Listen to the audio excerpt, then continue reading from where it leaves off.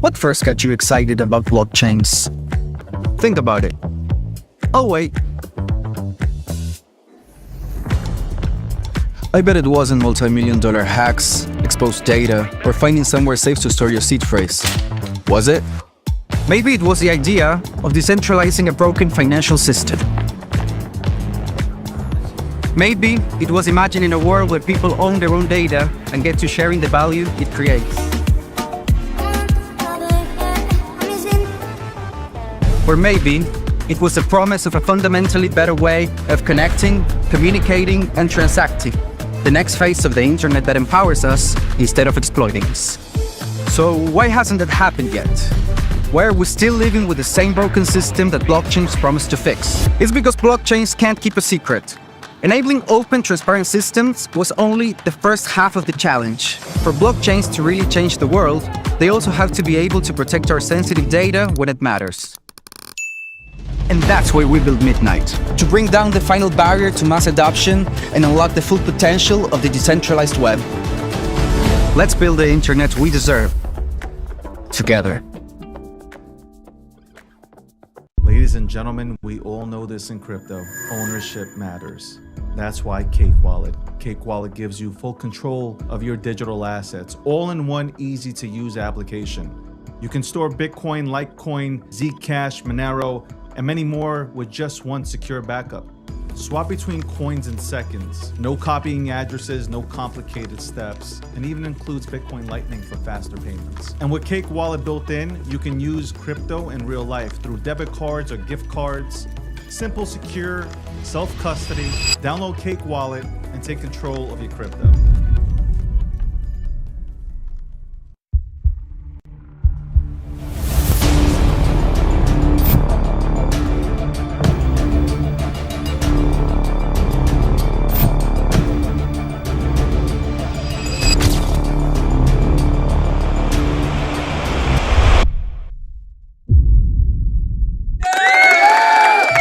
Oh man, this sucks. Welcome to Wednesday Live. Episode 700 is coming this week, I promise. But welcome. Man,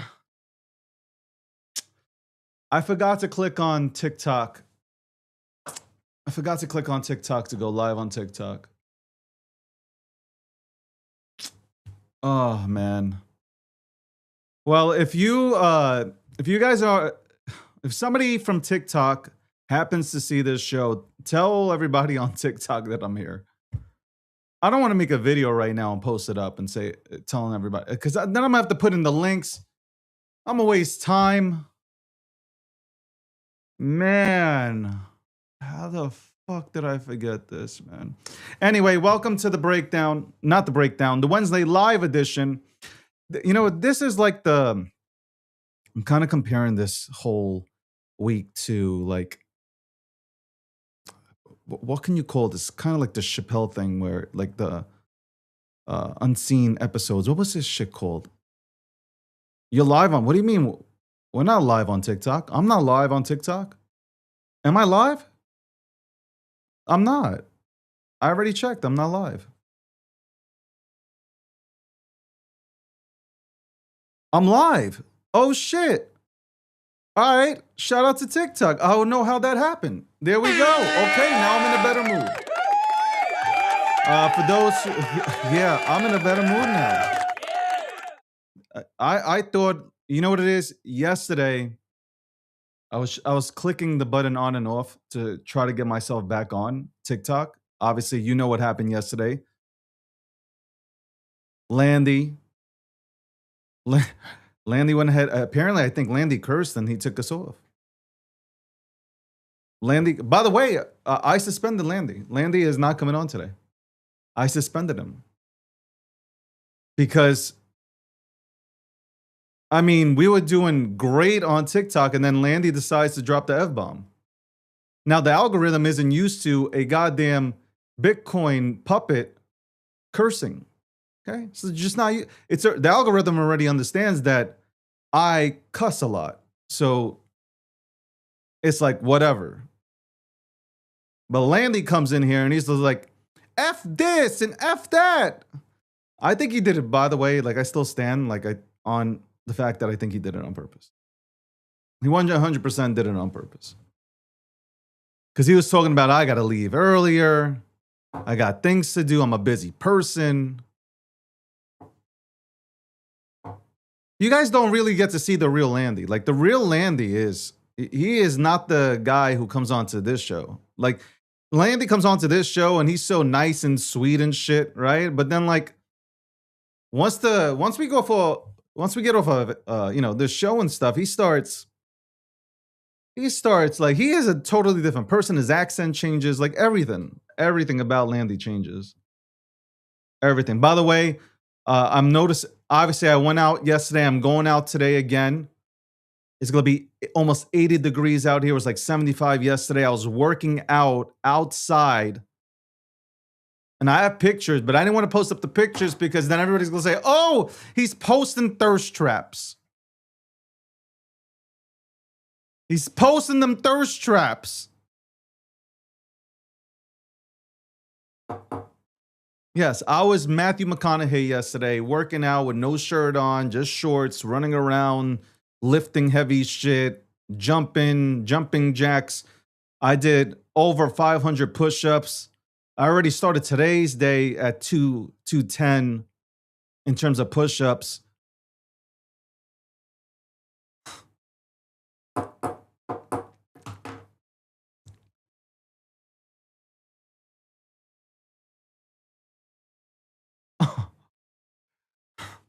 By the way, I'm reading comments. I shouldn't be reading comments right now.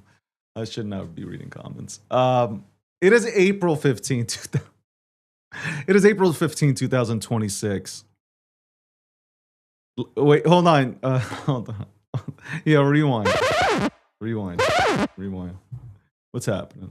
Maybe let me go off topic. Yo, this is by far the worst. The worst item I've ever purchased is this right here. All right, this is the worst. Oh, maybe they took me down. Maybe this company took me down because I was like wailing on this shit. Let me not do that. Let me avoid shitting on anybody's product. Anyway, Midnight is the title sponsor to the show.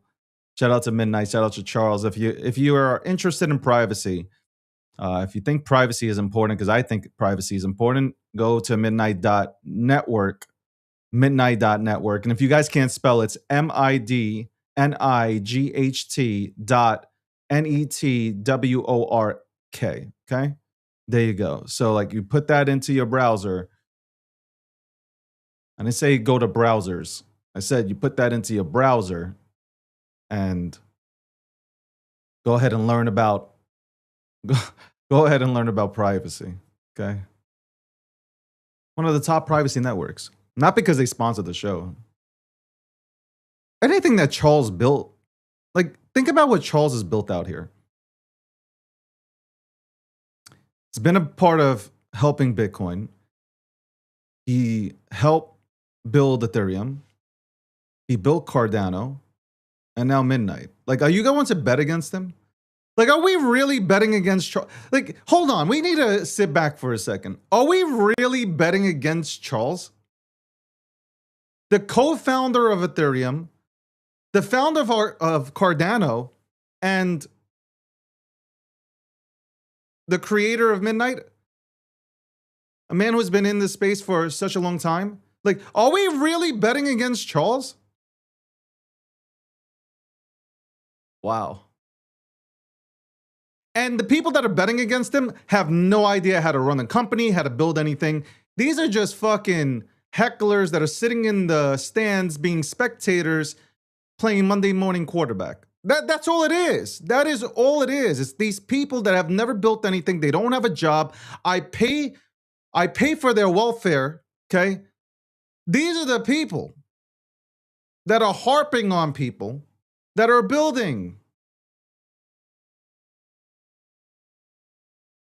I got jokes today too. These are the people that probably sit in their chairs drinking Celsius all day.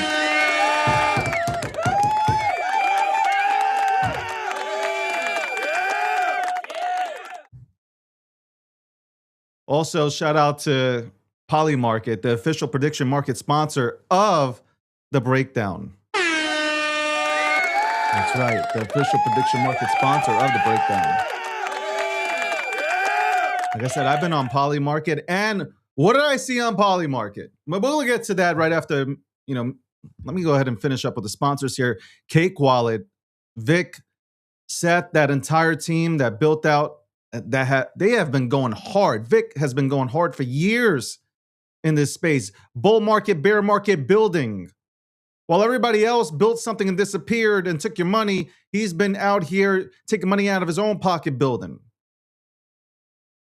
You want a secure wallet? Look at Cake Wallet.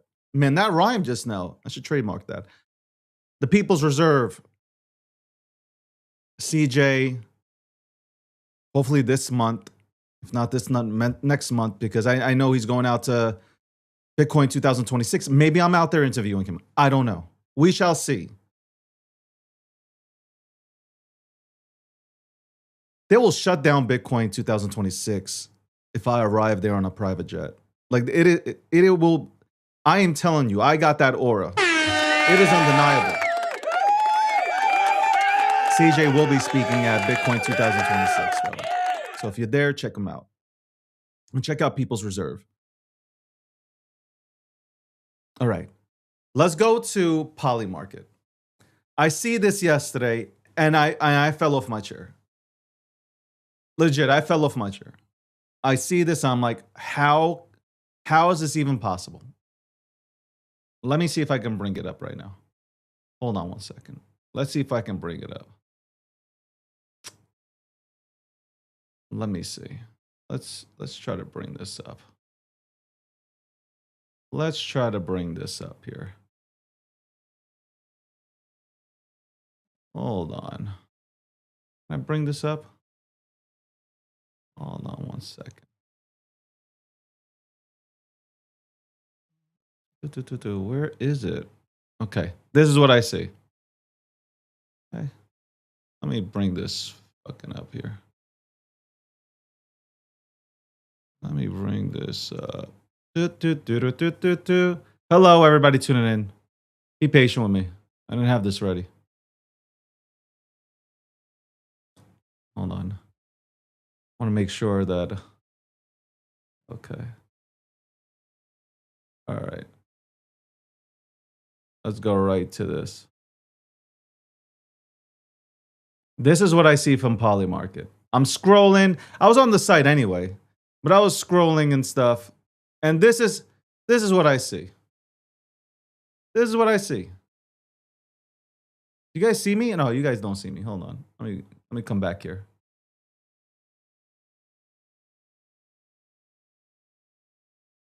Ah, shit. You can't see it, man. Hold on. Y'all can't see it, so let me just hold on. Hold on. You know what? Maybe I'll just do it this way. Maybe I'll do it this way. Okay, look.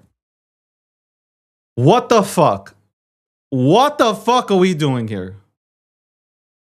Guys, what is this? What is this? What is this? Polymarket 21 hours ago, just in, Democrats soar in the 2020 presidential election odds. 61% chance they win. What is happening? And they got a picture of Gavin. Oh my God.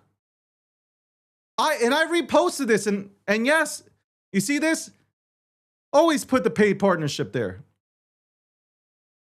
And I wrote this, a Democratic win in the 2020 presidential election will be one of the worst things that could happen to the United States of America.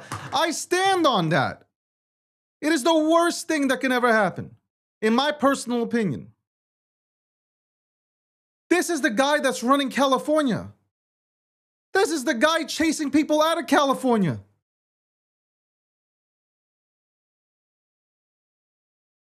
Here we go. TikTok, here we go. Some comments in this live were filtered to protect the community's experience. The community wants to experience this. Well, what are you doing? The community wants to experience me talking with this kind of energy, the aura. What are we talking about? Anyway, back to this. Polymark is on here and they put this out. Let's look at my comments. Comments section. You got a bunch of people from California commenting here. Life and Glory says, especially if it's this incompetent slimeball, came into office in my great state with a multi-billion-dollar surplus and currently now in a multi-billion-dollar deficit, worst of the worst.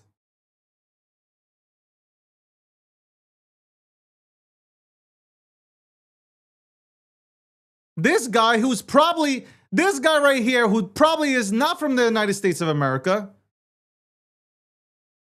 Democrats always come in and fix the Republicans' messes. I am voting Democrat 2028 without a doubt if I vote. You can't vote. I guarantee you, if I look up your profile, hold on, let's look. 97 followers, hold on. 97 followers. Okay, you're based in the United States, fine. Whatever. Whatever.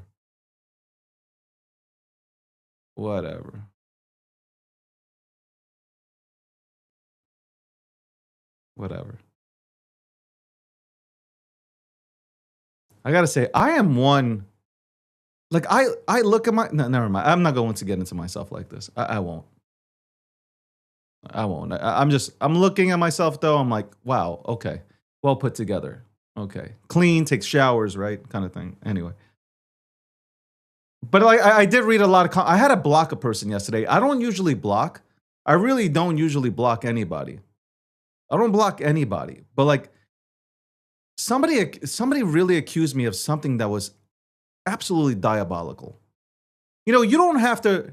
Before I continue with this stuff, before I continue with the 61% chance of Gavin Newsom or the Democratic Party winning the presidential election. You know, you can disagree with my takes. There's nothing wrong with that. Like, you can disagree with my takes. I have no problem with that. I have no problem with you disagreeing. When you start making up lies to win your point, that's when I take offense. I do. I take offense. For instance, I was born in New York City. Let me take this off for a second. Actually, I won't take this off. I'll put myself in the bigger picture. I was born in New York City. New York City is the most diversified fucking place to me on the fucking planet. I grew up in an area where we did not care about your nationality, about your religion, about the color of your skin. When people say they don't see color, you see color, but we didn't care about the color of somebody's skin. No, we grew up hanging out with each other, appreciating each other's cultures. When we would come over each other's houses. Like, people who did not grow up in New York City would not understand this. I understand how Italians raise their kids and that whole family aspect. I understand how Haitians go about family business. African Americans,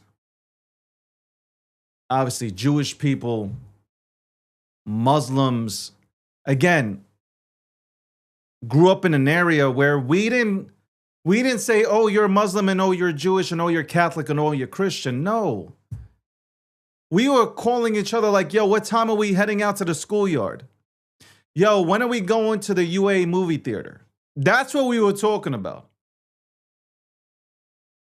Yo, we playing ball this Saturday? Listen, I'm going to the rink. You coming? Like, this is what we were talking about.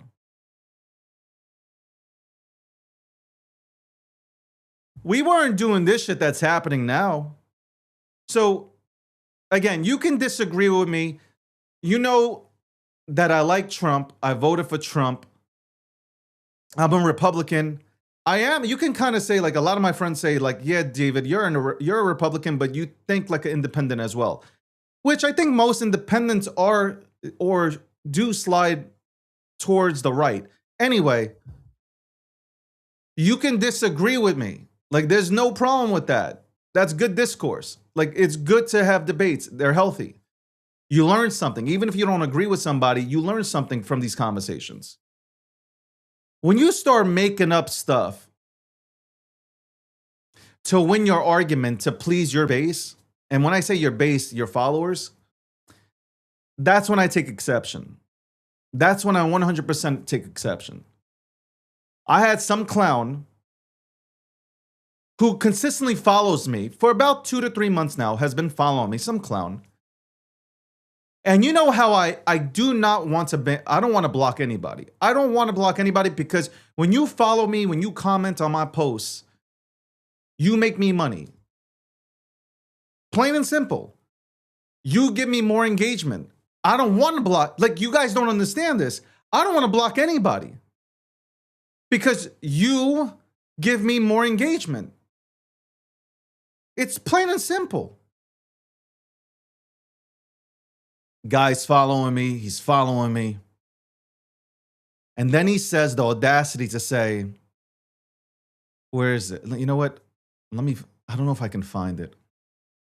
But he has the audacity to say, I'm going to paraphrase here, that I mocked religions or religion.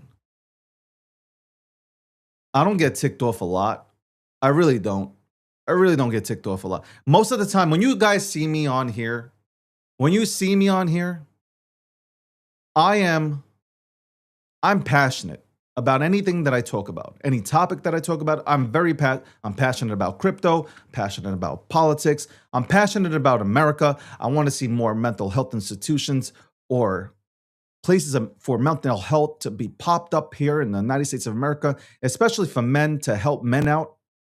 There are subjects that the inner cities, to get workshops so people can get on their feet and participate in this economy. These are things that I'm very, very passionate about. When you say something like that to win an argument or try to win an argument, and then you start backtracking, but you won't say, I apologize, I'm blocking you. Plain and simple. One thing I don't play around with is you're not going to put that kind of shit out there on me to disrespect my character. Yeah, it's not going to happen. You can disagree with me. You can say my takes are awful. You don't like my take. It wasn't on point. Here's why. That's fine. That is fine. And when you hit me with your counter, I'm going to hit you back. We'll figure it out like grown-ass men, but not, or grown-ass adults, but not where you start putting that slanderous shit out there. Absolutely not. No way. Like, that is unacceptable. Unacceptable. No way. That ain't happening. Anyway. Not doing it. I'm not, homie, don't play that. I do not play that. Anyway, I don't know who the hell is voting for a Democrat to get into the White House. Are we not watching what is happening? Are we just not watching what is happening and how Trump is absolutely... I am telling you, in a few months' time, our economy is just going to be absolutely ripping. These things take time. Like, whether you like Trump or not, these things take time to come to fruition. Like, all these things that are happening, it takes time. But think about where we are today versus where we were under Biden. The numbers are factual. You can look them up. Look at where we were with Biden and look at where we are with Trump.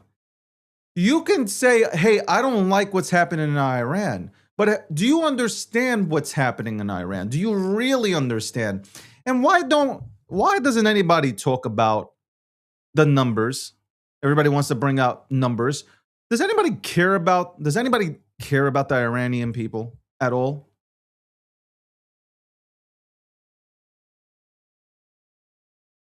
Because I don't hear anything mentioned about the protesters that have been killed. Like I haven't heard anything. It gets, as soon as you bring up that subject, it gets deflected towards another topic.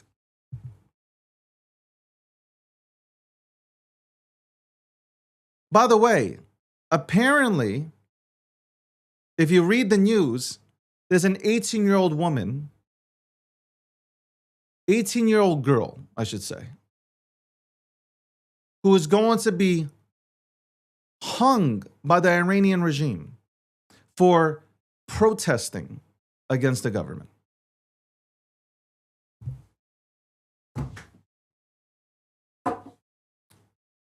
But we don't want to talk about that. We want to talk about how bad Trump is. Welcome to the breakdown. Welcome to the breakdown. Green, my friend, Green. One day you will be back on here. One day you will be back on here with your, well, let me shut the fuck up. I'm blowing up your spot and shit. This is fucking crazy. Welcome to the Wednesday Live. These are like the lost episodes. That's what it was, right? Chappelle was the lost episodes and shit. This is the lost episodes. These are kind of the lost episodes where in 2-3 years we'll look back. Hey, these weren't they're a part of the breakdown, but then it wasn't really the breakdown because breakdown number 700 is coming. By the way, I thought about coming on here butt naked. I thought about it with the flag wrapped around me. I actually looked in the camera. I didn't put my shirt on yet. I looked in the camera. I was like, oh man, but I can see people fainting. Yeah, poor girl, horrible. It's terrible. It's terrible that, a lot of mainstream media and a lot of these people that come onto social media, they don't talk about, things that are happening. They're very selective in what they talk about. And I don't know if you guys have noticed, but all the former MAGA influencers who were saying, oh my God, the United States, look what they have done. They've got themselves into a pickle, all this stuff. Now they're very quiet. Now they're not talking. Now they have nothing to say. They see what's happening, and that's America's about to win big. Trump's about to win big. And they have nothing to say. They really don't have anything to say. I've missed some plays, by the way. Let me get back to crypto real quick before I go back into politics. I've missed some plays, man. I'm not going to talk about these plays because, I don't want to promote anything. But I've missed some fucking plays. I've missed some plays, man. Especially a play that people call me out here in these streets, even though, look, I will not accept that tag. But yesterday, my friend's like, yo, did you see this play? I'm like, no. They're like, this shit is sending. Nah, I'm not telling you which one. I didn't get in. I'm just saying I didn't get in. But people have been calling me this. All these youngins have been calling me this shit for the last 2 years, man. And by the way, how dare you? I look younger than 90% of the dudes out here. I look younger than 90% of the dudes out here. But there are plays it's not that. It's not rave. It's not rave. It's not. It's something else. I won't say it because I just said that people call me that and you're saying rave. Nobody's called me rave. I don't know what you're talking about. I have no idea what the fuck you're talking about. But apparently the trenches are slowly cooking. I don't know. Apparently the trenches are slowly cooking. That's the word out here. The trenches are cooking. The markets are cooking. The markets are definitely cooking 100%. The markets are doing extremely well. And I expect them to continue to do well. You know what's funny? Everybody said, oh my God, look what Trump did. The markets, look at the markets. Now you guys are pointing to gas. Oh, look, the gas prices, they're high. The gas prices are temporarily high. By the way, if you can't afford $4 gas prices, you shouldn't be driving a car, okay? Respectfully. You shouldn't own a vehicle. By the way, for anybody who's driving a Lamborghini, a Vet, any supercar out here, if you're complaining about gas prices, you should not be driving a vehicle, okay? You should be taking Metro. You should absolutely be taking the Metro. I don't know why. And by the way, we can't be friends. If you have a hypercar, a sports car, and you are complaining about gas prices, you're broke. You are absolutely broke, and you've gotten these items to showcase to people who don't give a shit about you that you are balling out of control when you're not. You're balling in debt.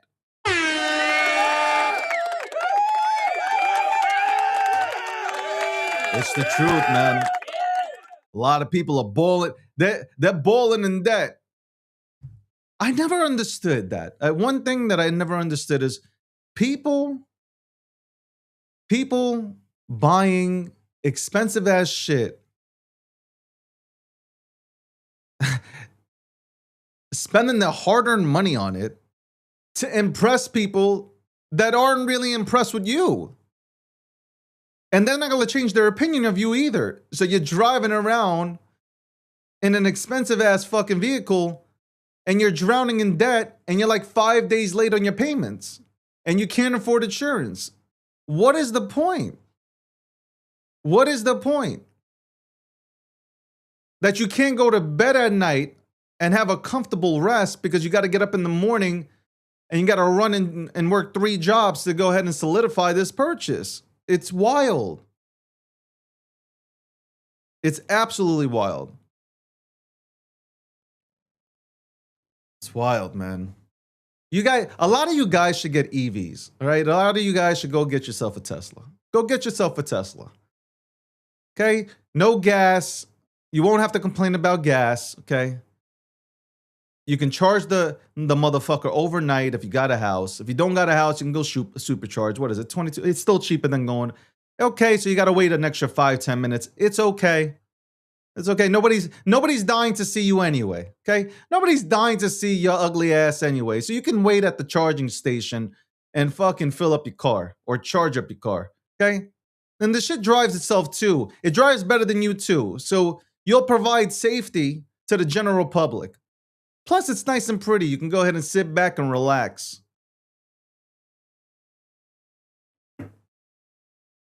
I make good points. If you guys listen to what I have to say, it's pretty on point. I can't front. Sometimes I gotta rewind my own shows because I'm like, yo, I'm fascinated by what I said. Wednesday Live with me, David Gottstein. The show is sponsored by Midnight, Polymarket, Cake Wallet, and the People's Reserve. And speaking of Midnight, we'll be right back after this commercial break. What first got you excited about blockchains? Think about it. Oh, wait. I bet it wasn't multi-million-dollar hacks, exposed data, or finding somewhere safe to store your seed phrase. Was it? Maybe it was the idea of decentralizing a broken financial system. Maybe it was imagining a world where people own their own data and get to sharing the value it creates. Or maybe it was the promise of a fundamentally better way of connecting, communicating, and transacting. The next phase of the internet that empowers us instead of exploiting us. So why hasn't that happened yet? Why are we still living with the same broken system that blockchains promise to fix? It's because blockchains can't keep a secret. Enabling open, transparent systems was only the first half of the challenge. For blockchains to really change the world, they also have to be able to protect our sensitive data when it matters. And that's why we built Midnight, to bring down the final barrier to mass adoption and unlock the full potential of the decentralized web. Let's build the internet we deserve, together. Ladies Ladies and gentlemen, we all know this in crypto. Ownership matters. That's why Cake Wallet. Cake Wallet gives you full control of your digital assets, all in one easy to use application. You can store Bitcoin, Litecoin, Zcash, Monero, and many more with just one secure backup. Swap between coins in seconds. No copying addresses, no complicated steps, and even includes Bitcoin Lightning for faster payments. And with Cake Wallet built in, you can use crypto in real life through debit cards or gift cards. Simple, secure, self-custody. Download Cake Wallet and take control of your crypto.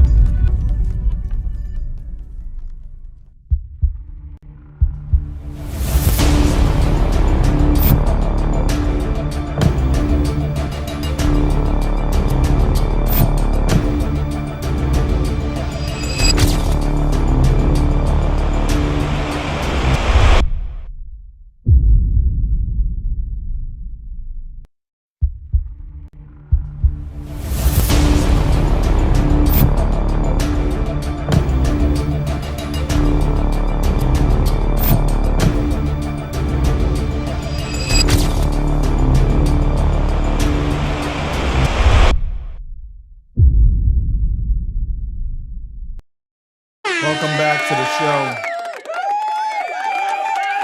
Welcome back to the show. Man, I gotta work through these fucking bans on TikTok. Fran, we gotta talk. I seen your message. I couldn't get back to you just because I was working out. I'm doing 2-a-days. For those who don't know, I'm doing 2-a-days right now. I'm trying to do something. I'm trying to attend an event in August. I don't want to go much deeper than that, but I'm trying to attend an event. It involves obviously it's a physical event, so I'm trying to be prepared. And doing 2-a-days, it is wild. 2-a-days are wild, man. I woke up today like I couldn't feel my body, and that's not because I'm old or some shit. That is because I am fucking sore. By the way, I had one of my best workouts yesterday. 100%. Weather was fucking beautiful. 75 degrees. Sun. The sun was like beam. I was getting so much. Oh my god! I was about to say something. Yeah, I was getting so much vitamin D, no diddy, from the sun. It was beautiful. It was beautiful. Yeah, Fran, I'm a holler at you after the show. Sometime around the show. By the way, I will be on. Speaking of shows, I will be on Rob Nelson's show tonight at 8 p.m. Eastern Standard Time. So you can check me out there. We'll be talking about politics. No, not Mr. Universe. I'm not doing none of that stuff. But I am. It will be a very tedious sporting event that I'm working towards. And damn, I just read a comment. I'm like, wow, like the audacity for somebody to say that right now and not even say no Diddy behind that comment on TikTok. That is absolutely wild. By the way, if you can do me a favor on TikTok, because apparently I might be, I don't know what's going on TikTok. TikTok's weird, man. If you can share it around with people on TikTok, I'd appreciate it. And hit the goddamn screen already, okay? We need 50,000 likes, okay? 50,000 likes on this live on TikTok side. Anyway, welcome back to the program. Sponsored by Midnight. The title sponsor is Midnight. Polymarket, Cake Wallet, and the People's Reserve. Shout out to them as well. This is Wednesday Live. We are going to have episode 700. And people might think this is so weird. They're like, what is this? Like, David's coming on here. It's essentially the breakdown, but he's calling it like Wednesday Live and Tuesday Live. Like, what are you doing? I want the show to be incredible, okay? I just want the show to be incredible. That's really it. It's my 700, well, technically people will say like I already did my 7, but it's my 700th show, and I want it to be incredible. I want to say this again. I want to make it very clear. Guys, if you disagree with me, no problem. But you don't got to take it to the next level. How many times didn't I say this with Landy yesterday? I said, I know that I'm Jewish. Like, Y'all calling me Jew on the timeline? Like, yes, I know. Like, yes.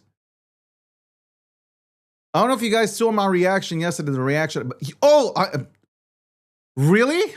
No, like, I know that I'm Jewish. You don't have to repeat yourself multiple times. Like, yes, I'm Jewish. You're a Zionist. Like, only on social media, you have people that are this fucking insane. Like, y'all need help. Honestly speaking, you guys need help. Plain and simple. Y'all need therapy. You guys really do need therapy. 100%. Y'all need therapy. Anyway, Bitcoin. Are you guys buying Bitcoin or not? Chat, all the chats, tell me, are you buying Bitcoin? And the craziest part about Bitcoin's growth is that now in the political world, and if you look into geopolitics, people are asking for Bitcoin as payment.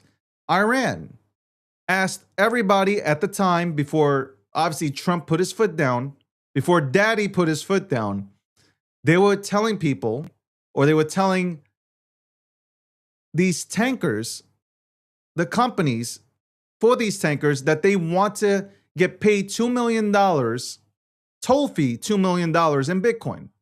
This is how far Bitcoin has come. It's amazing.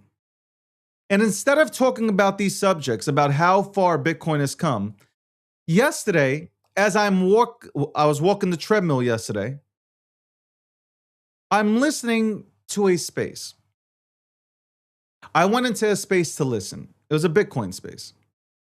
And instead of talking about Bitcoin, because there's not a lot of spaces, Landy's in a space with Wolf Finance, and Wolf Finance has they have a Wolf Bitcoin department, and they talk about Bitcoin. They really break down Bitcoin. You got Landy, you got a bunch of other really smart cats they're trying to educate people on the macro, the Bitcoin. It's great. It's phenomenal. But there's not a lot of spaces that are breaking, and this is specifically for Twitter. There's not a lot of spaces that are breaking down Bitcoin and what its use case is, and how great it is, and how it's moving within this market. Like, you don't have a lot of people that are discussing this. So if you have the opportunity to do so, stick to that.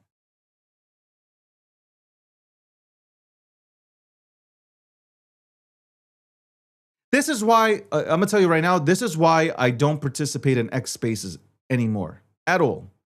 When X Spaces first came out, which were Twitter Spaces, only a few of us could run spaces. I was one of the lucky ones that Twitter gave a space to, or access to spaces to. We would have 11,000 people in these spaces, and we would talk about, I am going to pat myself on the back, I was able to moderate the conversation to where we could talk about all types of assets, have a civil debate, though a lot of these debates could get heated, but there's no name calling. I even have people in the chat saying I miss those days. Yeah, I think we all miss those days where we had adults in the room sitting and having a conversation about the tech, about how great crypto is, and what things we should look into to go into. What things make sense? What things have been audited? What things have been had security audits done on it? A bunch of things. Why these things make sense? Why do the protocols make sense? We went through all these things. And we had great times. I remember hosting, like, I would start a room at 9 o'clock and the shit would go to 3 or 4 o'clock in the morning. And I didn't want to stay up until 3 or 4, but the conversation was that good that you stayed up until 3 or 4. And you learned something. Get back to that. And yeah, you know what? Because there weren't a lot of people that could open up a space. Yeah, that's why you had 11, 15, 20,000 people. I had 40,000 people attend the space. A Shiba Inu space. I had 20,000 people attend a Bitcoin space. It was fun. It was fun. You know what happened? A lot of these people left. A lot of the good people within our space, they retired. Because they would see what's happening on social media. They would see that, like, slowly, besides social media being toxic as fuck, with a bunch of smelly people on it, hiding behind disgusting PFPs that haven't changed their underwears in God knows how long. I'd put Bitcoin on the line. I'd make a wager with somebody right now that they haven't turned on their showers in like 6 years. You got a bunch of smelly ass people that slowly started to creep in and started to fuck up this environment. So the adults in the room said, you know what? I'm leaving. I don't need to be on social media. I can buy Bitcoin. I can buy Ethereum. I can buy Solana. I can buy BNB. I can even participate in the meme economy, which has nothing to do with anything that I just named. It's a separate economy, which is a big economy because memes run the world. Even the richest person in the world said it. Memes run the world. Memes don't compete with Bitcoin. It's its own sector, and you have a bunch. I'm talking about the real memes. So you have a bunch of people in the meme economy that just want to have fucking fun and express themselves. And if they can make some gains from the memes, great. But there are people that actually wanted to use the memes to express themselves. And you guys ruined it. You guys legitimately ruined it. Because a lot of people would disrespect people for likes and retweets, for engagement purposes. There's never a conversation.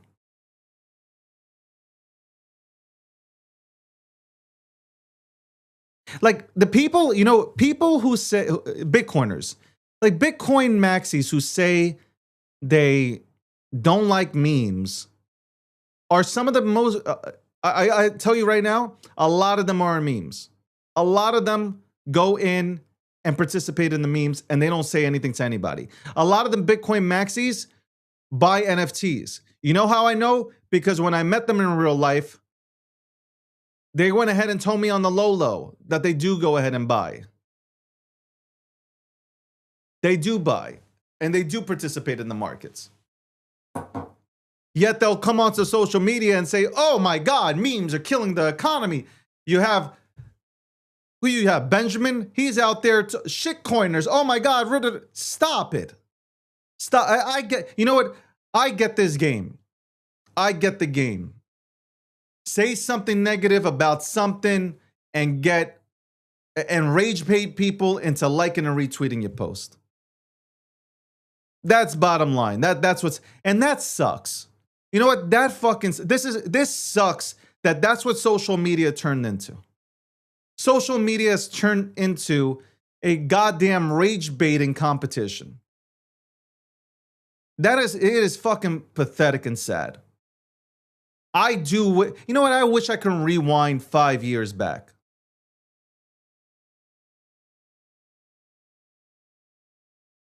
And sit back and enjoy some of the awesome conversations that we were having in these rooms, having conversations with one another, speaking like adults with one another, agreeing to disagree like adults with one another.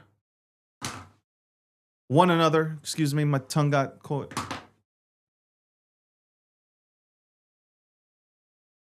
Sad. Disappointing.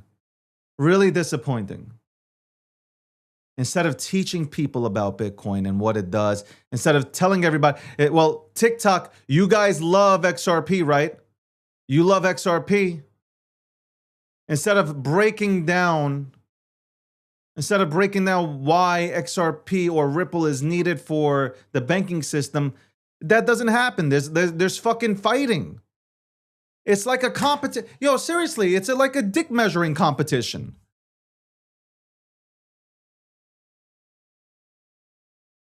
It's so fucking weird. I gotta tell you, it's so weird, man. And I'm gonna give you something with TikTok, right? I'm having 500, 600 concurring viewers on TikTok. And somebody, because they don't agree with my opinions on politics, they go ahead and report me. I'm shadow banned. It's just weird. Like, have a convo. You don't agree with me? Don't report me. Just have the convo.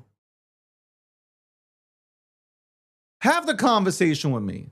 Tell me why you don't agree with me. It's so fucking weird. The way that you guys can defeat me in a debate is by reporting. Like, how stupid is that? That is some dumb shit. I gotta tell you, that is like absolutely one of the dumbest things you can do. I'm gonna report him. I'm gonna report him. I don't like what he's saying.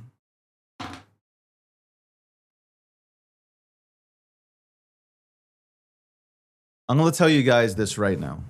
I hope that you hear me. I speak to a lot of people every single day. Yeah, they're absolutely, it's childish, 100% childish. I'm reading comments and answering at the same time. This is what I have to say to you guys. If you guys want to get rich, because that's your goal. Like, you guys just want to get rich. Okay, if you guys want to get rich, it's very simple. Front run the market.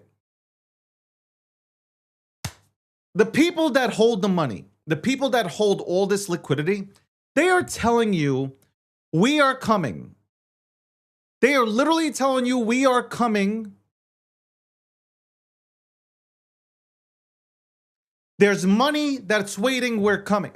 I don't know what more they can say. And I don't like these people because they're from an industry that I don't believe, like, we should be celebrating that institutions are in Bitcoin. Like, I'm just like, I'm a purist, so I don't believe in that shit. Bitcoin was created to escape the banking industry, and now we're celebrating with the banking industry. So to me, it doesn't make sense. Okay, it's just, if I just came into the space, maybe I'd be celebrating because I wouldn't know any better. But being that I came here or came into this space a while ago, I can't celebrate this shit. I don't know how you're celebrating. But since you're celebrating with them, they are telling you, we're coming. We are coming here. So what can you do? Front run them. If you believe in crypto, right? If you believe in the crypto space, there should be absolutely no question. No questions asked whether or not you should be going into Bitcoin or any of these real assets or not. You shouldn't be asking these questions. If you're asking these questions, then you never believed in this industry. By the way, I'm going to use XRP as an example. People say, I hate XRP. I can't stand, and I've said it before, I also don't like the banking industry. I don't like how they operate and how they get treated versus how retail gets treated. So like, that will forever be there. But if you can make money on XRP, you don't have to like it. Some of the tweets that I read daily are some of the dumbest tweets in the world. Like, I know, I don't need somebody to give me a printout. I know the basic education level of people on Twitter. When people come on and say, I will never get into XRP, you're a moron. You don't have to like Brad. You don't have to like Chris. You don't have to like David. You don't have to like anybody within the Ripple company.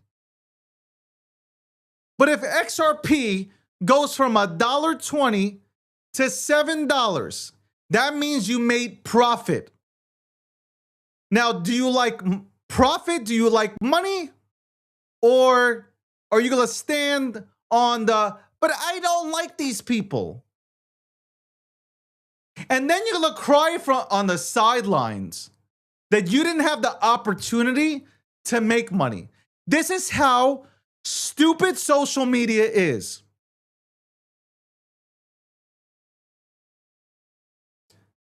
Social media is that stupid. I came into an industry where I have an opportunity to make money, but I will not go into XYZ because I don't like them. But even though I can make $1 million, I don't want to have anything to do with it. You are stupid. And some of the Bitcoin maxis that tell you that they're not going into certain place, oh, they go in. These are the same people that were mining Ethereum. They go in. They go in, they make profit, and they buy more Bitcoin. That's what they're doing. Yeah, you're a schmuck, and you're listening to them saying that I would never touch this thing. Yet they're the same people that are touching that thing.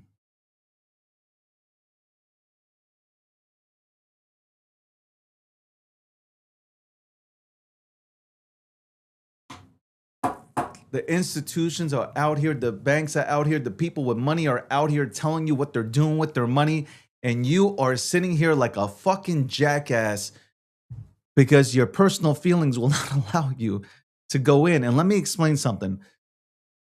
I have not got into one thing in this space. I refuse to get into one thing in this space because of a personal principle type of ordeal.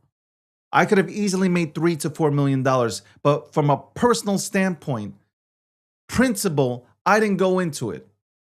I should have gone into it, and I would have caked 3 to 4 mil easy. Easy.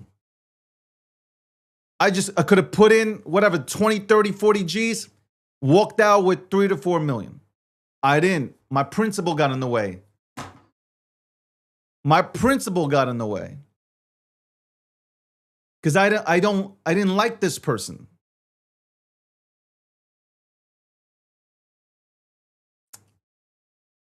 But I can dislike this person while having $3 to $4 million in my fucking bank account.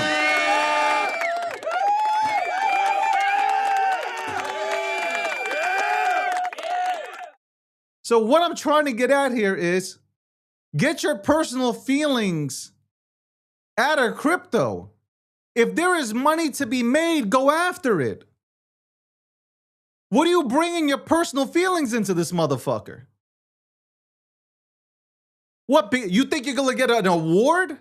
You think they're gonna give you an award for not participating in, let's say, like I said, XRP?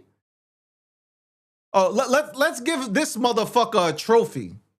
This man did not participate. He could have gone into XRP at $1 and it went to $7, but he stood on business. He went ahead and passed up $1 million because he stood on business.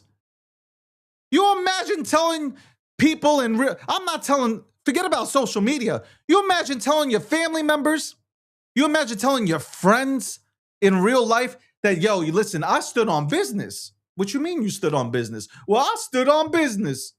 Well, tell me what you mean you stood on business. I stood on my business. That's right. I didn't get into XRP and I went ahead and faded $1 million, but I stood on principle.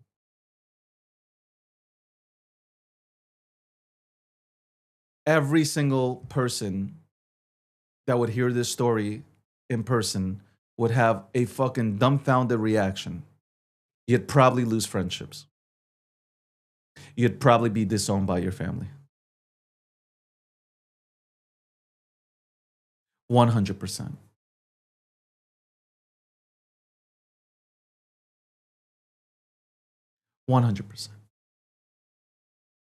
That's right, standing on business, but still being broke.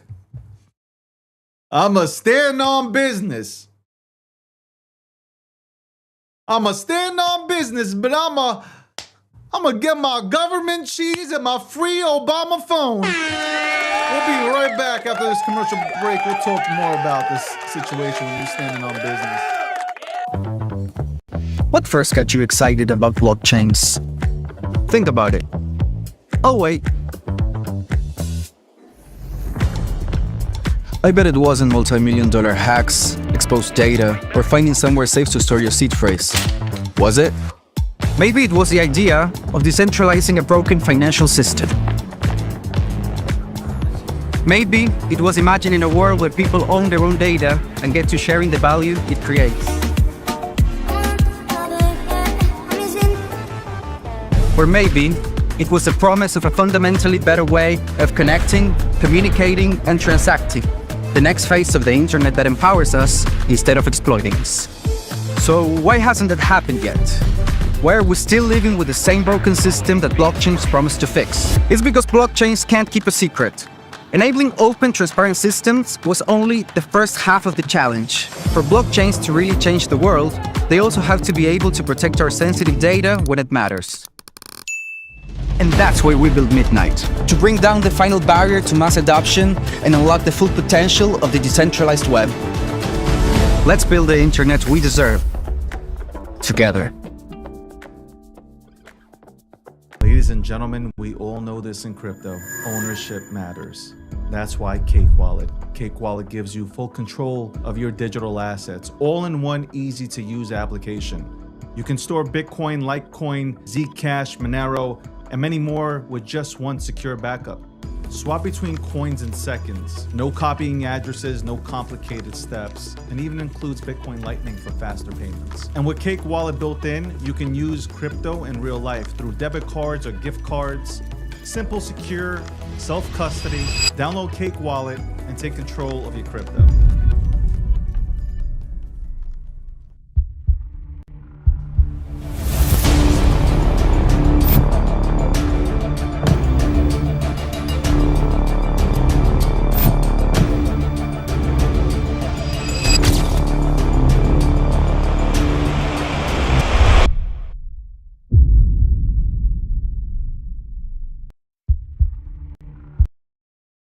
Welcome back to the breakdown. By the way, for anybody, because I get people asking me all the time, how do I connect with you? More features are going to go up today or tomorrow, but you can go ahead and connect with me here. You can go on to the David Gokhshtein website, davidgokhshtein.com, where you can go on. And obviously at the top, you see the partner right there, partner with David. Just breaks down everything. Got to update the 692. But obviously, featured in or seen on. It's a wonderful website. I got to change the picture though. I got to take a new picture, man. I really got to take a new picture. My editor keeps on telling me, "Yo, you got to take a new picture, man." Like, okay. We've had a lot of people on the show, more than just these people. A lot of people. The breakdown, obviously, breaking that down. And then again, if you want to partner, if you want to come onto the show, on-air partnerships, you want me to come on to, or you want me to go to a certain event. A lot of people have touched out to me about events. Shout out to people that are using, obviously, the website to connect with me. If you want to be on the breakdown, and I'm talking about like you really want to break down something, you're educated in some sort of field, you can go ahead and contact me through that, pitch your appearance. Branded content, you can go ahead and contact me there. Obviously, and the partnership part, you can go ahead and contact me there. Okay, you can go to davidgokhshtein.com, contact me on this wonderful website. Wonderful website. Shout out to, this is episode 699 plus 3. There you go. Episode the lost tapes. These are the lost tapes. Anyway, let's get back to me. Let's get back to me. Talked about crypto and your feelings. Talking about crypto and your feelings. Welcome back to Wednesday Live. Sponsored by Midnight. Also Polymarket, Cake Wallet, and the People's Reserve. And speaking of that, I have somebody to email because I did a big partnership with somebody. I'm wondering when that video is coming out. You guys will see it soon. Again, I'm working really hard, man. I'm building products and stuff. Hopefully I can get them out there in a month or two, and products should be able to go ahead and help everybody within the crypto world to get better at these things. Better at this fucking shit we call cryptocurrency.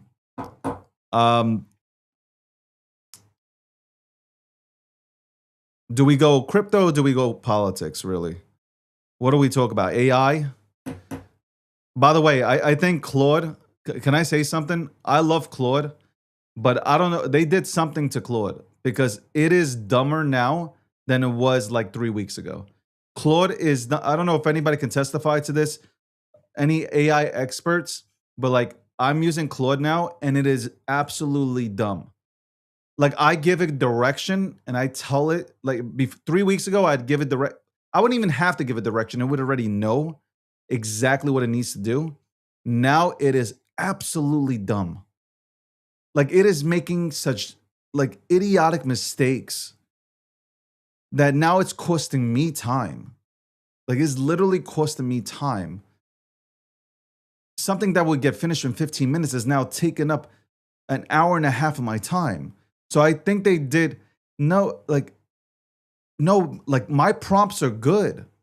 My prompts are really good, but like it's not even focused on the prompts anymore. It's not focusing on them. It's going left and right and like it's doing things it shouldn't be doing. Like yesterday I actually screamed at AI yesterday. I actually typed back to Claude. I said, "What the fuck are you doing?" I literally did that. I typed in, "What the fuck are you doing?"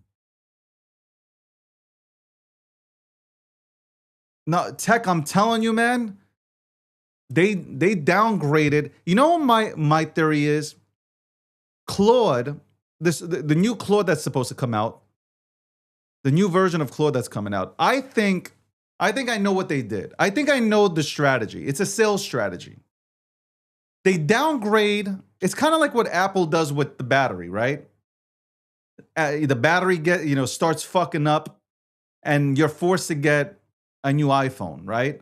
Because your phone starts burning in your fucking hand, and you're walking around with your old phone with an ice pack, and then you're like, at some point you're like, you know what, man, I need to get a new phone. I need to get the new iPhone.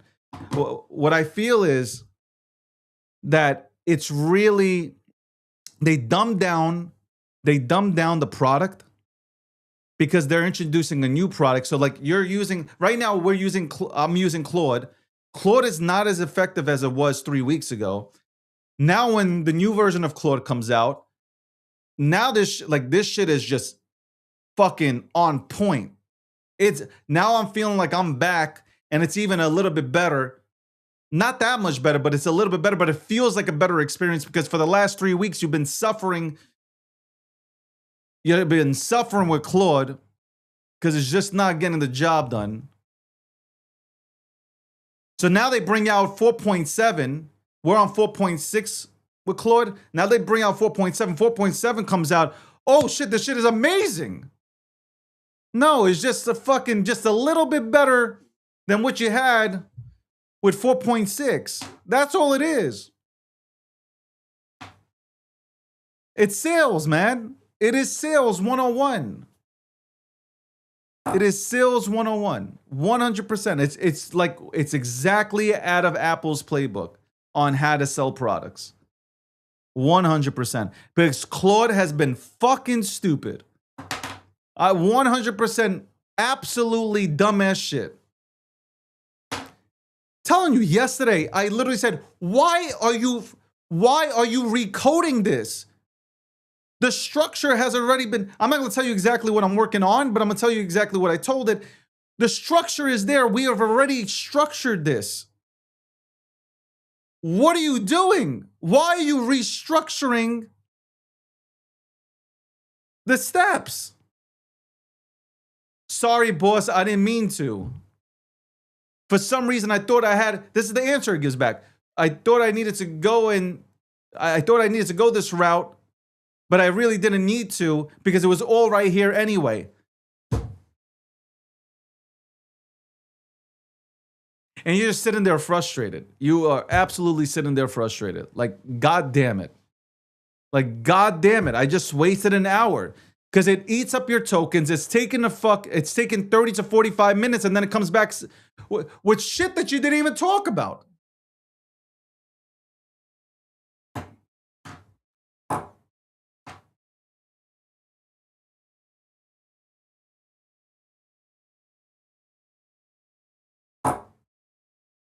I like what Fran said.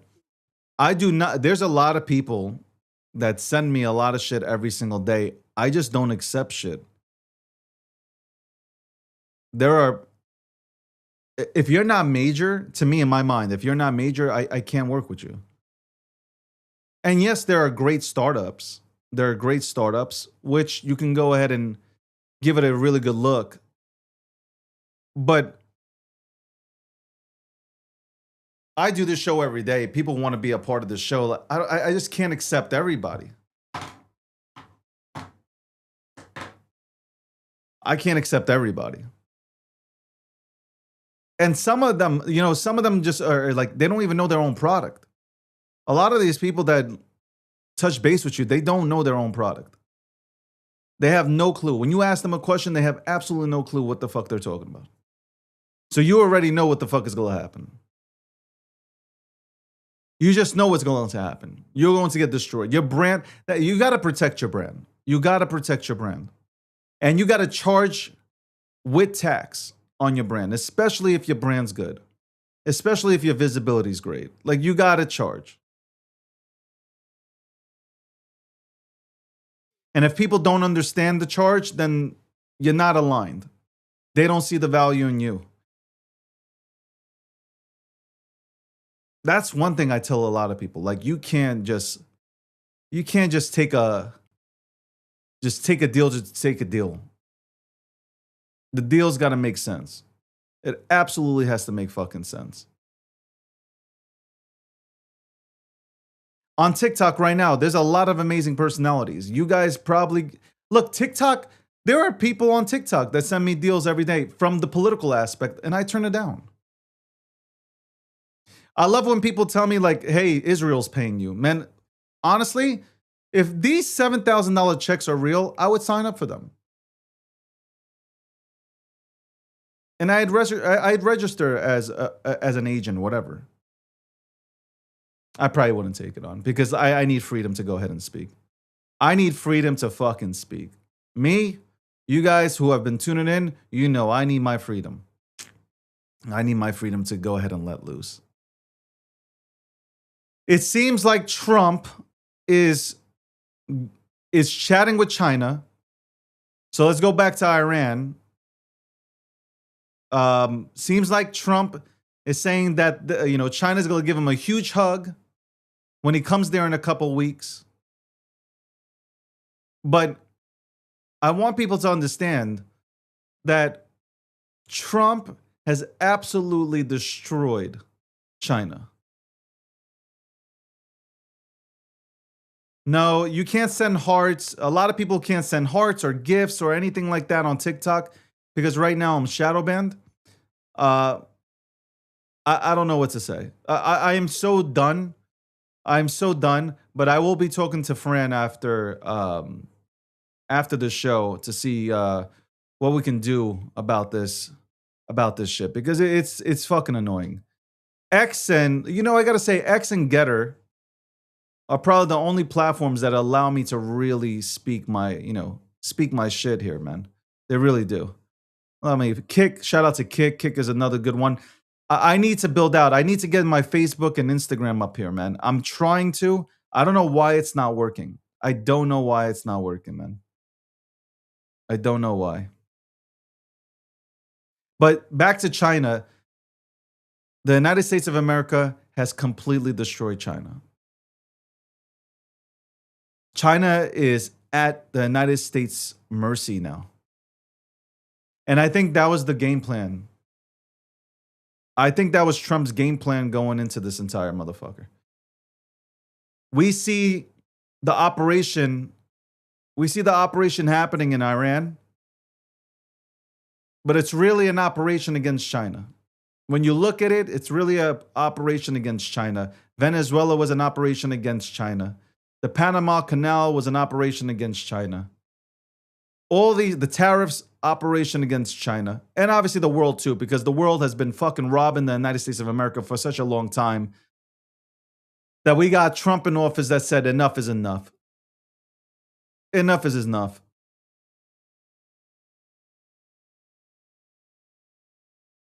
We're done here.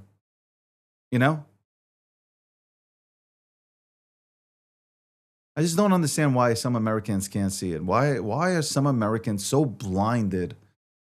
Your whole party affiliation bullshit is crazy. How do you guys live with the TDS, man? How do you wake up in the morning, man? Like, that energy is so messed up. Anyway, for crypto, I'm going to say this again. Crypto-wise, I want to make this a little bit more about crypto than politics today. Notice how Iran wanted Bitcoin. The Iranian regime wanted Bitcoin, not US dollars, not anything else, not a peso or some they wanted Bitcoin. We need to talk about that more than anything else. How Bitcoin has grown and cryptocurrency will follow. You will have microeconomies that form. You will have microeconomies that will form. Especially if the Clarity Act gets passed. If the Clarity Act gets passed, there's going to be a big boom in crypto. This is why I go right back to why are we not front? Well, hold on. Let me put myself out of the fucking equation. Why are we not front running the entire industry? If you have money to participate in the markets, why are you not front running? Are you waiting for green? Are you waiting for the green to pop off? Is that what you're waiting for the green candles to go ahead and pop off? Because that's the worst thing that you can ever do. Anyway, we'll be right back after this commercial break. What first got you excited about blockchains? Think about it. Oh wait. I bet it wasn't multi-million-dollar hacks, exposed data, or finding somewhere safe to store your seed phrase. Was it? Maybe it was the idea of decentralizing a broken financial system. Maybe it was imagining a world where people own their own data and get to sharing the value it creates. Or maybe it was the promise of a fundamentally better way of connecting, communicating, and transacting. The next phase of the internet that empowers us instead of exploiting us. So why hasn't that happened yet? Why are we still living with the same broken system that blockchains promise to fix? It's because blockchains can't keep a secret. Enabling open, transparent systems was only the first half of the challenge. For blockchains to really change the world, they also have to be able to protect our sensitive data when it matters. And that's where we build Midnight, to bring down the final barrier to mass adoption and unlock the full potential of the decentralized web. Let's build the internet we deserve, together. Ladies and gentlemen, we all know this in crypto. Ownership matters. That's why Cake Wallet. Cake Wallet gives you full control of your digital assets, all in one easy-to-use application. You can store Bitcoin, Litecoin, Zcash, Monero, and many more with just one secure backup. Swap between coins in seconds. No copying addresses, no complicated steps, and even includes Bitcoin Lightning for faster payments. And with Cake Wallet built in, you can use crypto in real life through debit cards or gift cards. Simple, secure, self-custody. Download Cake Wallet and take control of your crypto.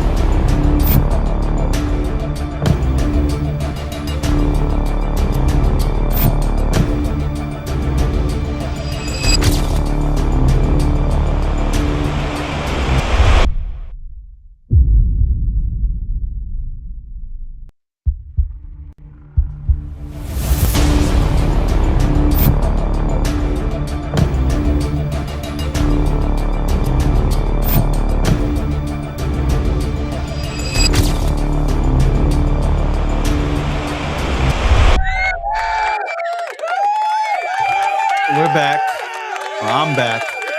Welcome to Wednesday Live. By the way, you can catch Landy live at 9 p.m. Eastern Standard Time tonight, breaking down the markets and maybe getting into some political talk. His favorite subject right now is oil. So I don't know. Tune in at 9 p.m. Eastern Standard Time. You can go ahead and tune in on his personal X account, which is at CryptoLandy. Or you can tune into the Gokhshtein Network, Gokhshtein Media. The handle's at Gokhshtein, basically at Gokhshtein. Also, he'll be doing some TikToks. Apparently, Landy is going to do some TikToks and Speedos. Check out Landy at landy.btc. Landy said he will be stripping or something. I don't know. Really weird stuff. But if you love the puppet, tune in to some of the charts that I'll put out there, breaking down what's happening in this market.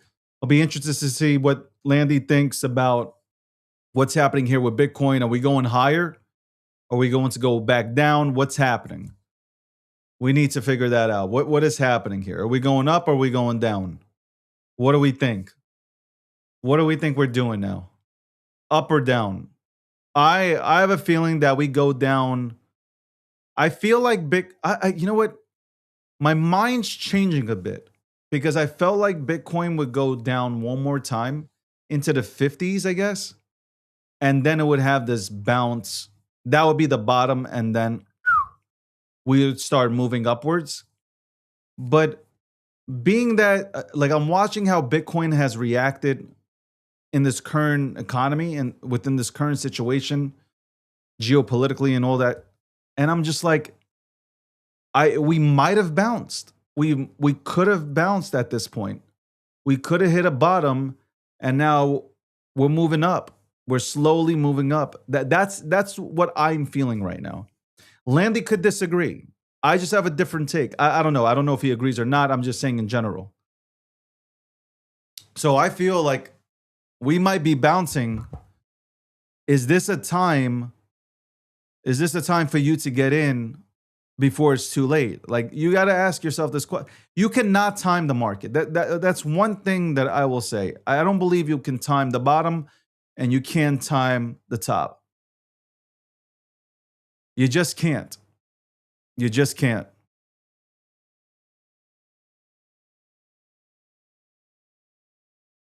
Should I answer somebody back on this? Like, do people come to my show to should I rip off?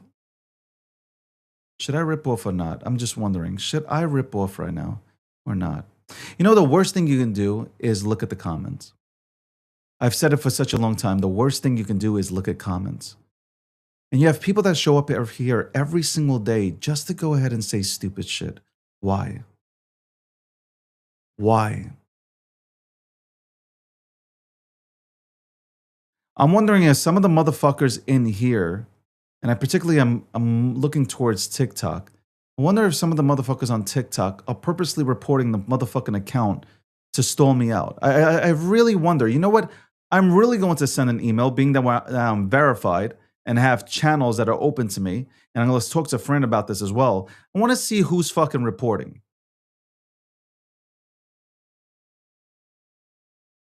I really want to see who the fuck is reporting. Because if I find out it's one of the motherfuckers that are in here that's reporting, I'm blocking your ass.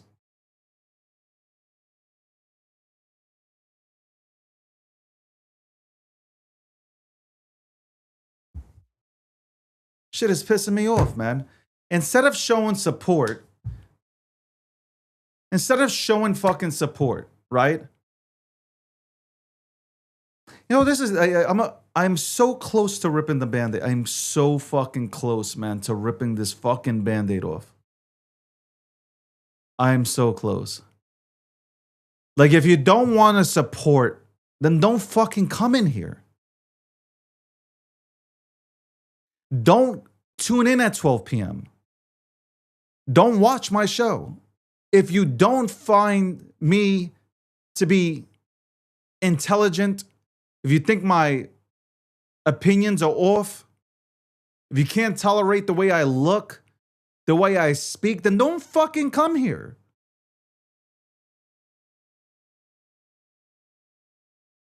I don't get it. You show up every day to bitch and moan. You're not paying to tune in. You're watching me level up my fucking game, continue to go move up and up and up and up. But you sit here and you critique. Let me see your face. Let me see you go ahead and get on a motherfucking camera and look in and take a microphone and speak into it. Let me see you. Let me fucking see you do this for 10 years. All you guys do with your ugly ass selves is come on here and just fucking bitch. You bitch all day. You're some of the most, you know what? I can tolerate this because I got skin to fucking, I got skin for this. New Yorkers are fucking, we are different. And right now I'm not angry. This is just passion, bro. Like it really is passionate talk right now. How can you get up every single fucking day with this negative mindset and then wonder why you're fucking broke? You don't like my fucking channel? Don't tune in. I don't care. I will talk about voting for President Trump. I will talk about how great of a job Trump has done. I will talk about me being a Republican. I will talk about crypto being one of the greatest industries out there, one of the greatest ecosystems out there. I will do that. 100%. I will do that. Every single day.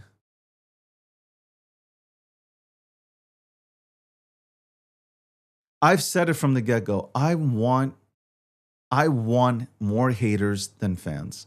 Why do I want more haters? Because haters do show up. But can you imagine your life? I've seen haters turn into fans, and they understood my takes on certain topics. They were brainwashed by some of their friends into believing that the shit that I produce is shit, which then 6 months later, like, nah, it's not shit. This dude got points. This dude got that energy. The rest of these motherfuckers are boring. The rest of these motherfuckers are trying to sell me something. The rest of these motherfuckers are trying to sell me an ebook. I don't want to lower my vibration at all. I don't, friend. I don't. I don't. I really don't even want to spend time on this either. But it's like, yo, like, get a fucking life. If your life is about waking up and thinking about me, man, you got a horrible existence. I really got to tell you, you got a horrible existence. It could never be me.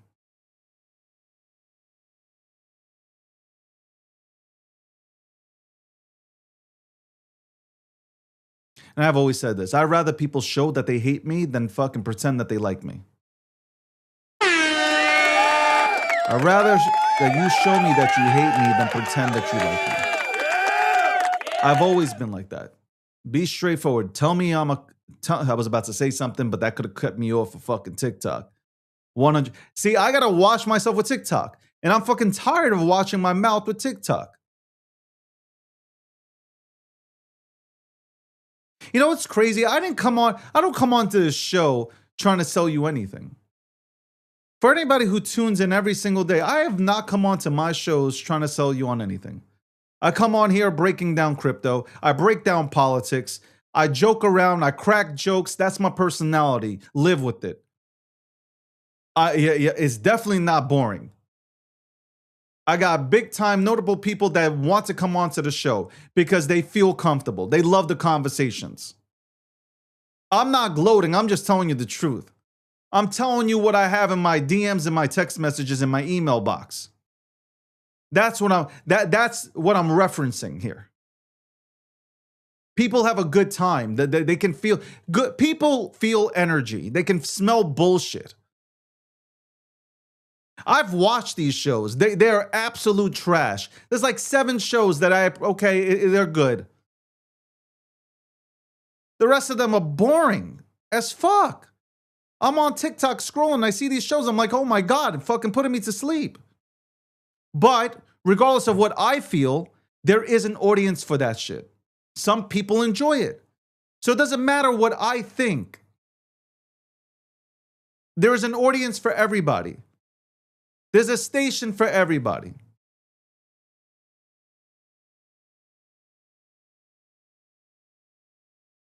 Instead of focusing on me, focus on why you're broke. Why are you broke? Look into the mirror and ask yourself, why am I broke?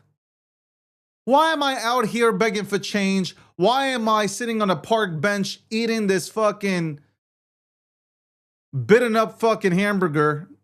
Like, these are the questions you need to fucking ask yourself. Why am I getting hand-me-downs still? And I'm 50 years old. You gotta ask, why am I in this position? Is it David's fault or is it my fault? It's your fault. It's your fault.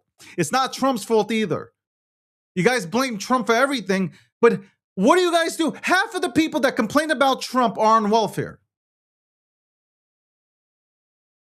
42 million people are on SNAP benefits. Those 42 million people are complaining about Trump because they like the way the system is set up. That's it. They don't want to work. People don't want to work. They claim they want to work. If you really wanted to work, you get a job. A lot of you guys like your current positions. Sitting at home, playing Fortnite, playing Call of Duty, okay, in your motherfucking underwears, eating fucking Cheez-Its. Is that still a thing, Cheez-Its? I don't know. I don't eat junk food. Doritos and all this shit, eating yourself to death. Drinking Mountain Dew, reducing your sperm count. Is that still a thing? Mountain Dew reducing sperm count? I'm just asking for a friend.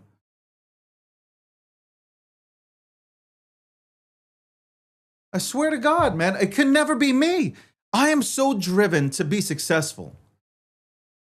People already tell me, hey, David, you are successful. I'm like, not yet. I don't feel that way. I am so driven. Like, even if I achieve what I want to achieve, I still feel like I'm going to say this is not good enough. I got to keep going. That's something I got to work on. I got to at some point say, hey, man, I've done incredible things. I got to appreciate the things that I've done. That's one thing that I'm trying to work on is like appreciate the shit that you've done.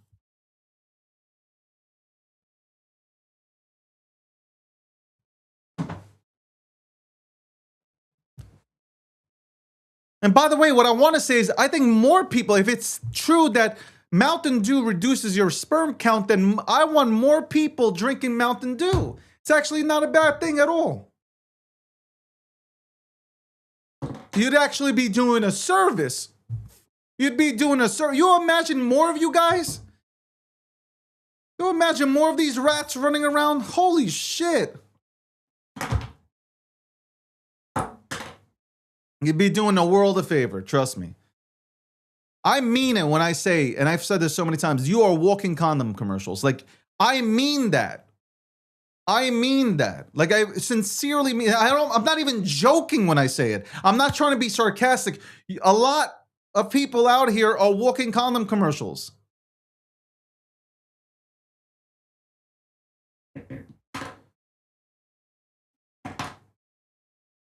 Like plan B, like I don't have any plan, anything but, I don't have nothing but plan A. But a lot of you guys actually needed to be on plan B.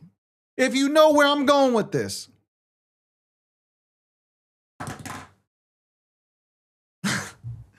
Your mother should have took Mountain Dew with that plan B.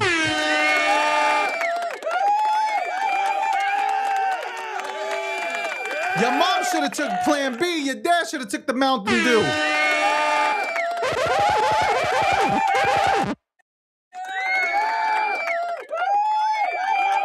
Oh, man. Oh, man. Oh, man.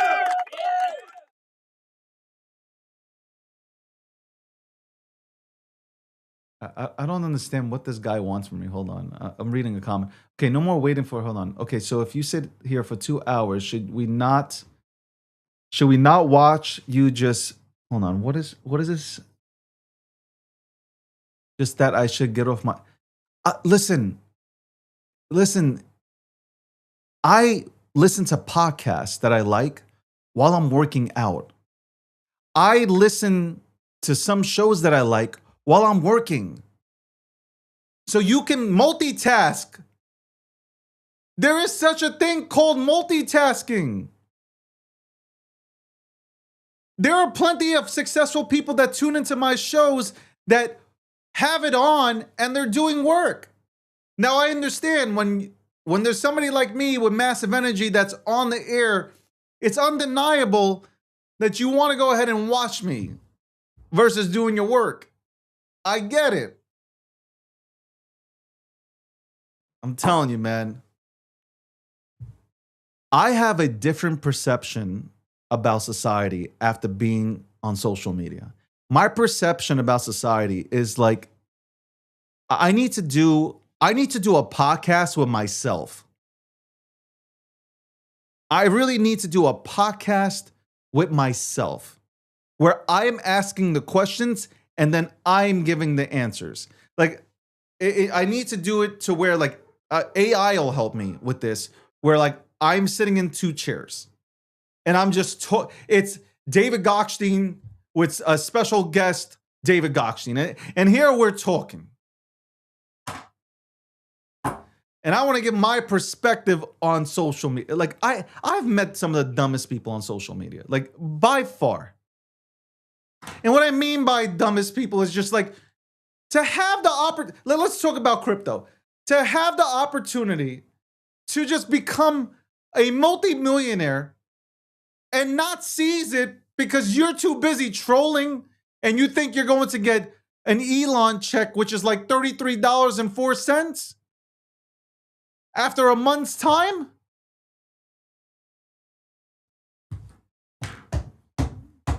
I don't understand this. I really don't understand, y'all.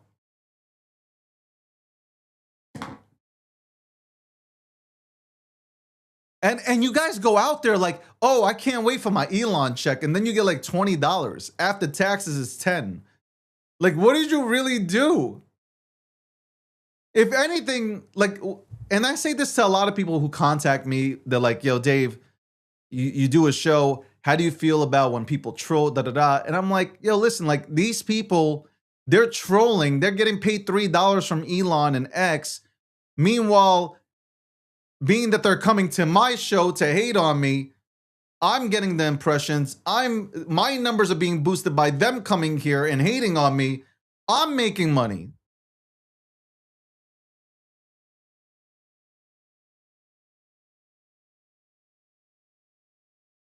I don't got time to be a hater. I don't got that time. I could not be a hater. I cannot. When I see people that might be doing better than me, I congratulations. And you know what?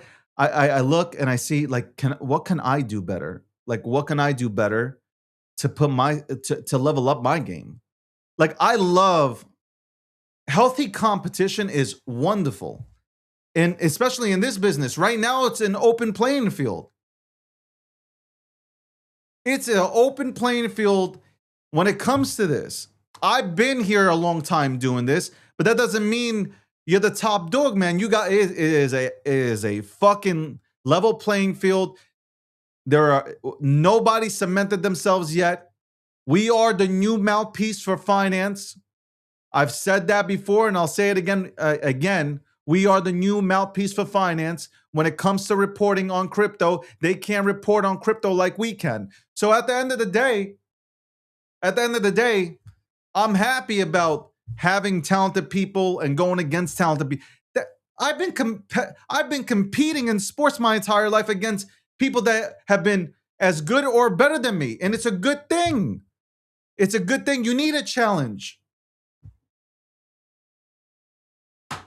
You're gonna level up your game. You're gonna level up your game, 100%. So to see people like can you imagine? I think your family members don't even know the type of opportunity that you've had and that you've missed on. Because I swear to God, if your family members found out that you faded Bitcoin at $3,500, if you faded Bitcoin at 15,005, like if they knew the numbers that you faded certain assets on, they would fucking be done with you. You could have broken the generational curse on your family's name.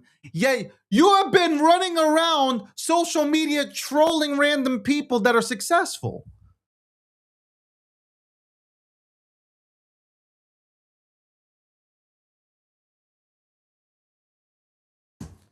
When I cry,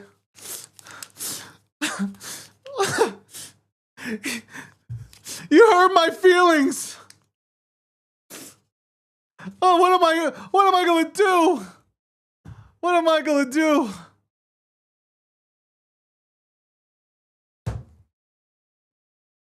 What am I gonna do? What am I going to do? You came onto my shoulder troll. You said so many bad things about me. What am I ever going to do?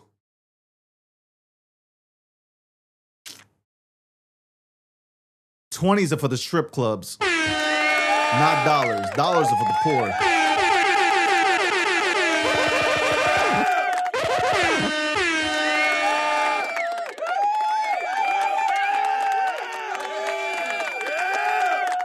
My Jewish ass is looking for that shit. Hold on, where the fuck did my money go? Where's my money? Where's my money? I'll get that after the show. Yeah, don't get pink eye. Those 20s are from the strip club.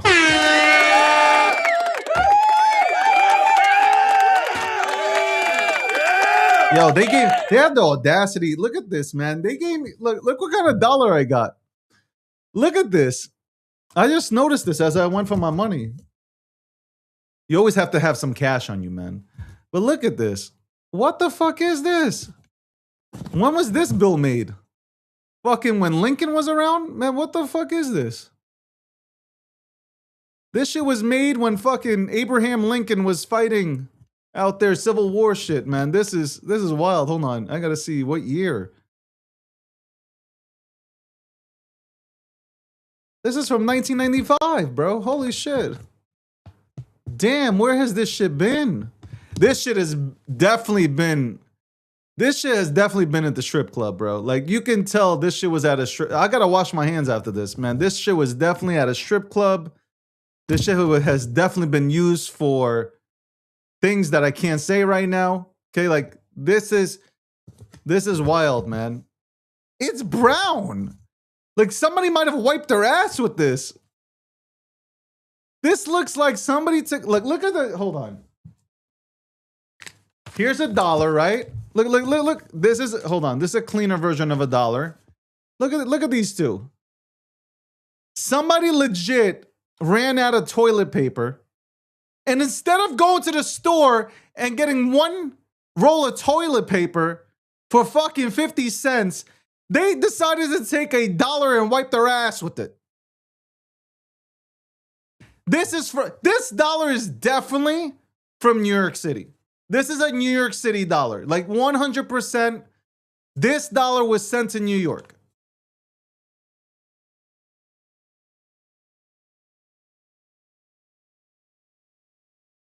I'm wondering which borough this dollar is from, man. I am wondering which borough this fucking dollar is from, man. This is crazy, man. That is wild. Yo, they fooled me too. So what if somebody don't accept this shit?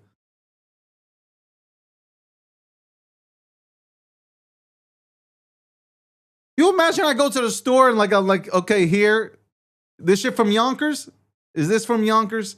I'm paying. Yo, listen, if I go get my haircut today, I'm paying with this today. I'm tipping with this. All right, here you go, bro. I'm gonna have to do one of these joints. Yo,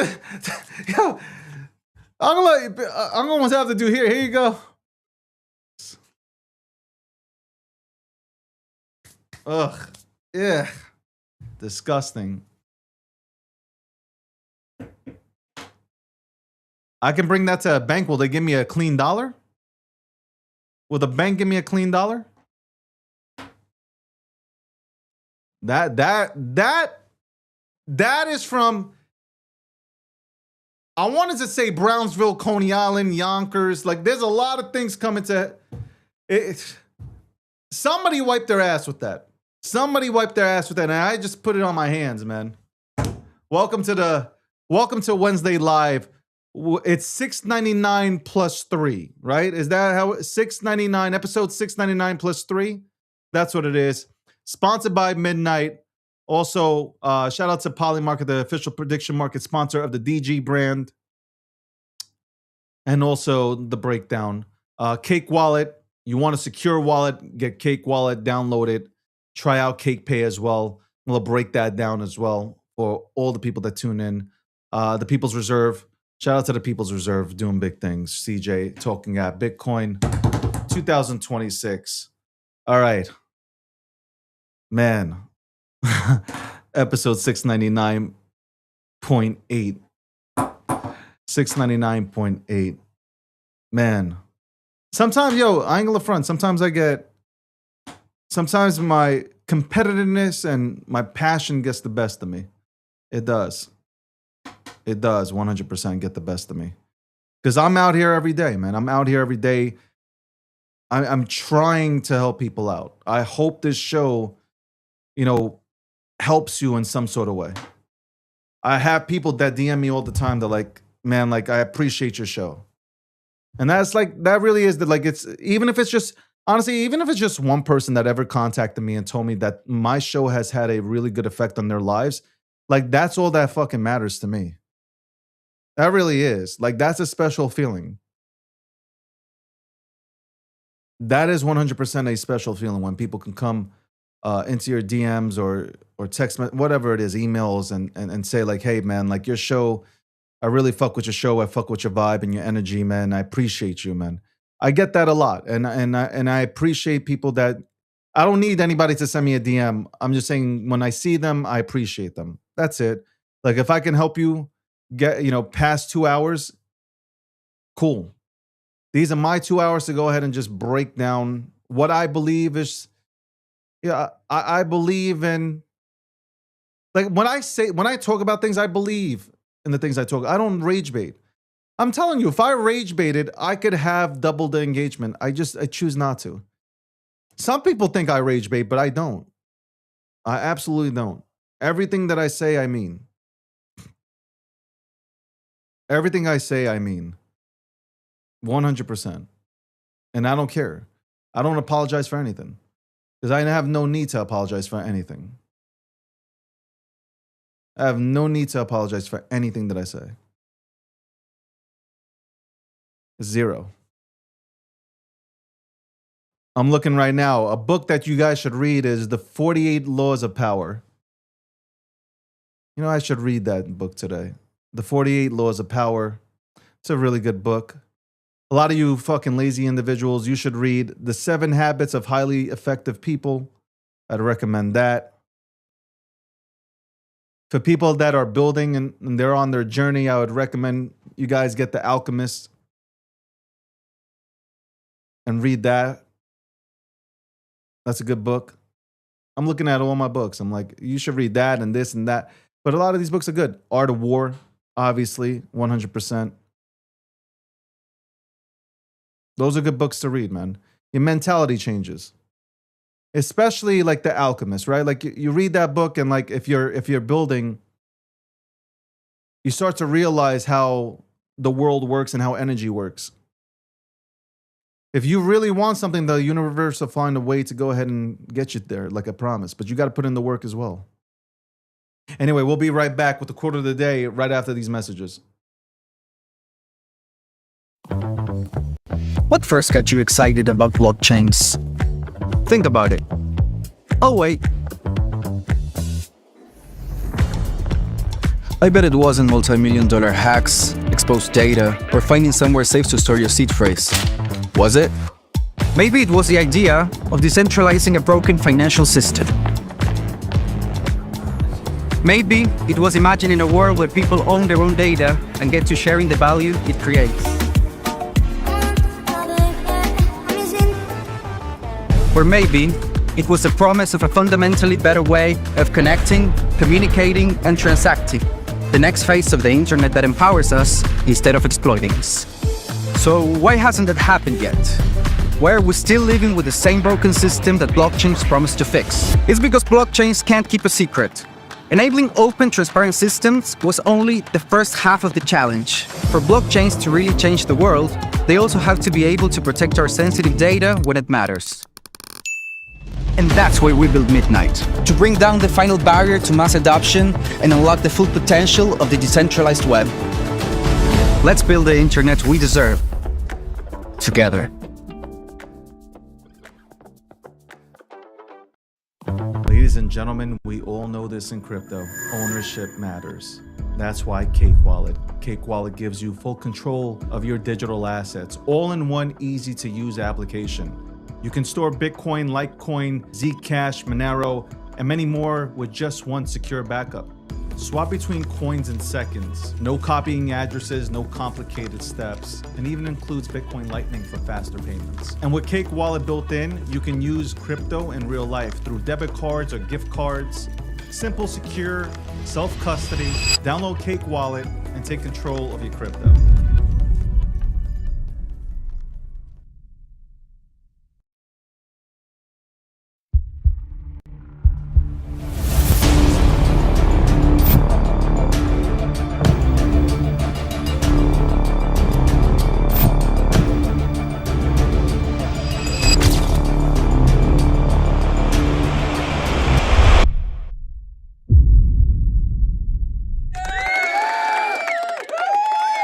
Welcome back. Quote of the day, but before we do it, I want to thank everybody for tuning in from TikTok. I want to thank everybody for tuning in on Twitter. I wanted to say news came in just now that, and also on Getter, a lot of people retweet my show on Getter. And let me give you a shout out there. Getter numbers are moving up, and I appreciate that. I really do appreciate that. What is this? I grow by the day, but in the beginning did this. I have no clue what this guy's saying, but we have somebody from Rumble talking. A lot of you guys don't see everybody talk in the stream, which sucks. They should have that option, man. Should have that option where you can see everybody have the conversation. Anyway, Trump, apparently the United States of America is debating on whether they're waiting for Trump to give the go-ahead to start operations in Cuba. So we have that right now breaking, where not only are we in Iran, but now take some of our military power over to Cuba. I see what's happened. I talked about this. Me and Landy, I talked about what's going to happen here. Secure Cuba, Iran. It's all about energy right now. It's all about energy. You secure Cuba, you know they're going after Greenland as the end. I know you don't see anybody. I'm telling you, like, I wish I could take a screenshot and show you, like, there's people talking in the chat. You don't see people from YouTube. You don't see people from Rumble or X or TikTok, especially. TikTok, I don't know why they didn't integrate that shit in here, which sucks. I said, man, if they take now Cuba, you're going to see countries just coming into the United States of America, and they're going to be buying up oil from the good old United States of America. That's right. That's right. That is right, man. Boom. That is right.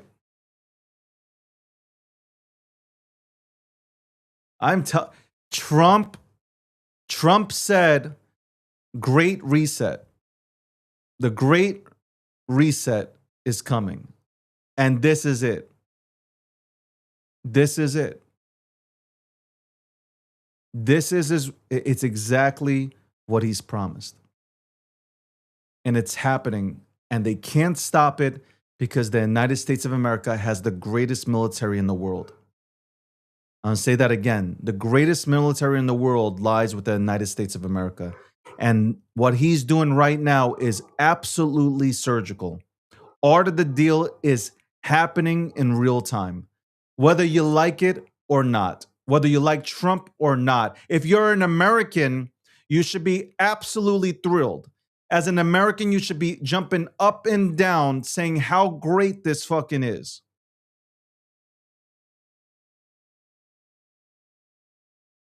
You don't have to like. What should I do? Hold on. All social live comments and once, but I don't know how to. They don't do, I use Restream to multi-stream everywhere. This show uses Restream. What application can I do? Actually, I can't say nothing. I'm working on something, but is there an application out there that can bring everybody to the same spot? Oh, I got that working. I got something in place. I got something cool coming. And I think once we're, it's almost there. It's almost there. And now when it happens, everybody will be in one place. And that'll be cool. So people can go ahead and tune. I don't want to say the name.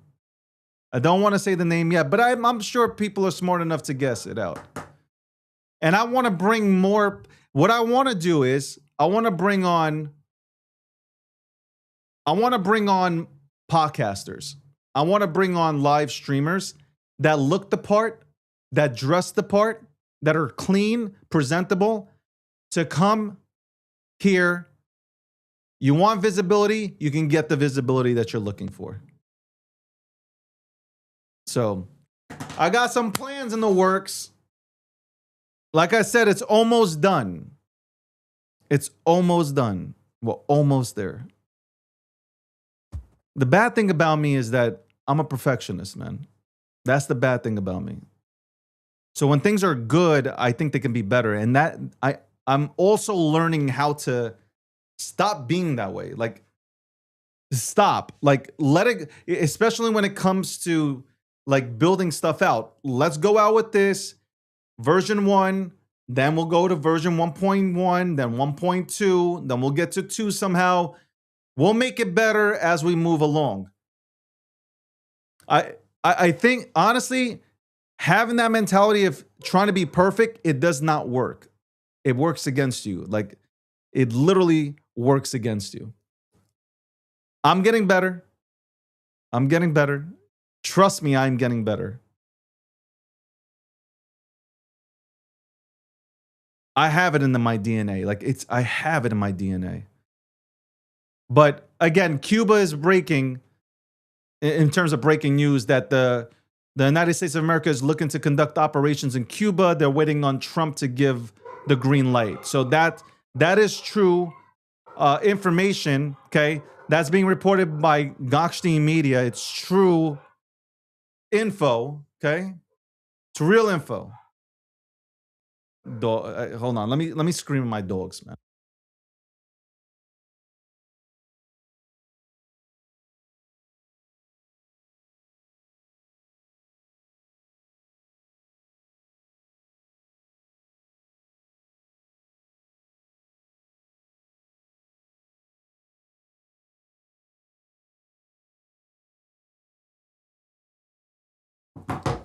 They're always screaming at the mailman, man. It's just crazy. David at 75 will be much more impressive than at 35. What does that even mean? What does that even mean? What does that mean? You know what? I actually love today's show. I don't know why, but I love today's show. I really did love today's show. By the way, JD Vance said something at the Turning Points conference. I don't know where it was, but I was watching it yesterday, and I gotta say, what he said, let me bring this up. I need you guys to watch this. I think what JD Vance said was really, really good. Hold on one second. Let me bring this up. I think he really did a good job talking about this. Hold on. Let's go ahead and bring this in. Where's JD Vance talking? Yes.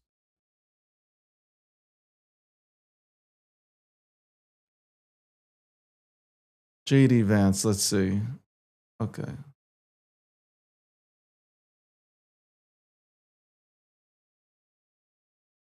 Okay, let's play this. Hold on. I liked what he had to say here. I really like what he had to say here. Hold on. Let me just share this.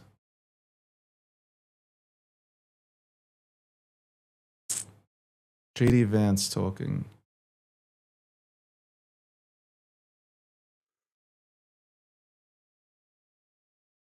Okay, hold on.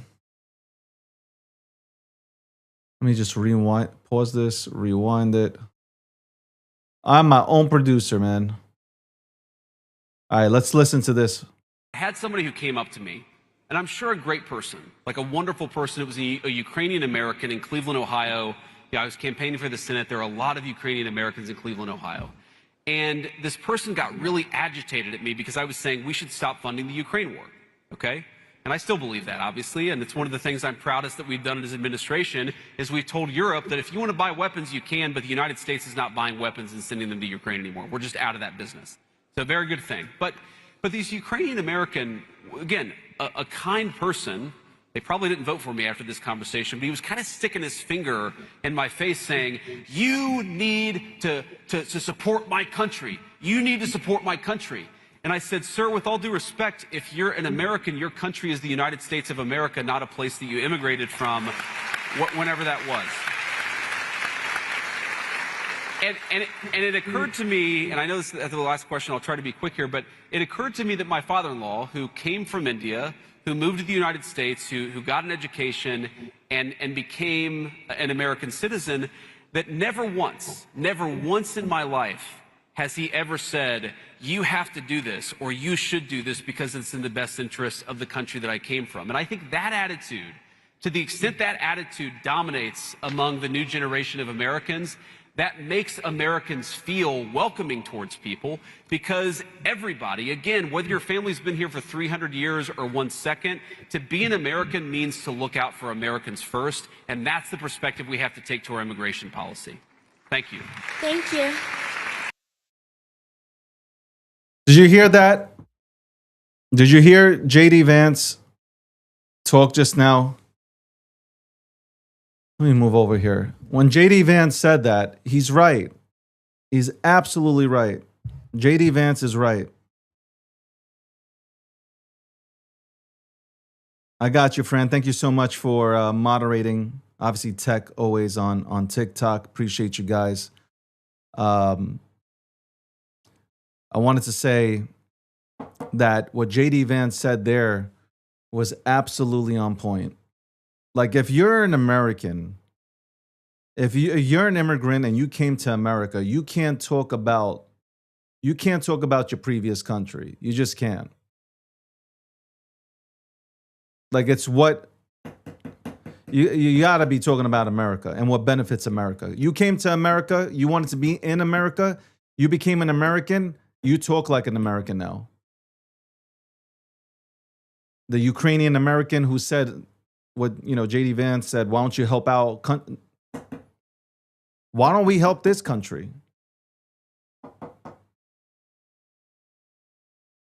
It's true.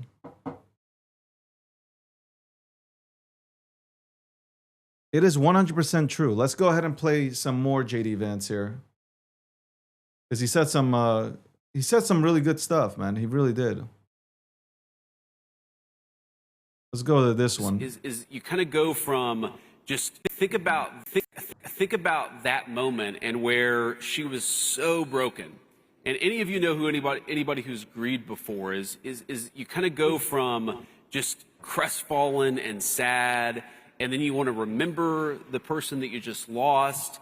And there's just this constant flood of emotions, right? At one moment, you're laughing about something they said 2 years ago, and at another moment, you're sobbing because they're not there anymore. And I thought about that moment a lot because Erica told me, and that was the first time she'd ever, told me this. And I guess I thought about it a lot in the context of our own, my wife's pregnancy. She said, I really wish that we had had more babies together. And that kind of hit me like, it's just it, he's gone. That was sort of one of the moments where I realized Charlie's not coming back here. And you have this mom who's really sad about the fact that her 2 little kids may never have memories. I mean, you think about as a father, I know most of you out there are too young to have kids, but one of the things that you think about as a father is, I want my kids to remember this moment, right? I want my 6-year-old to remember when I took him to the zoo, or my 6-year-old son was just baptized on Easter Sunday, and I want him to remember that moment with me. And that's, thank you.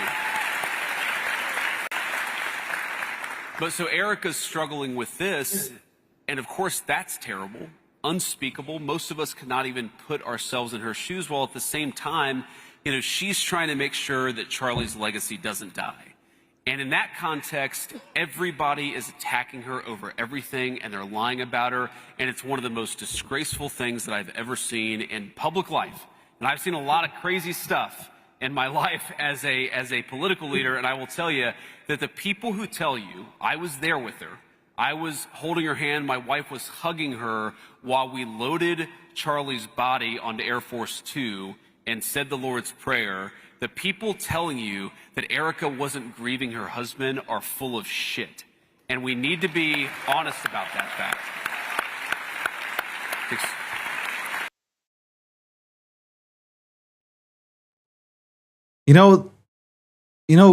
I got to tell you, I like Vance. I really like Vance. He has his moments. He really does he has his moments where he really stands out.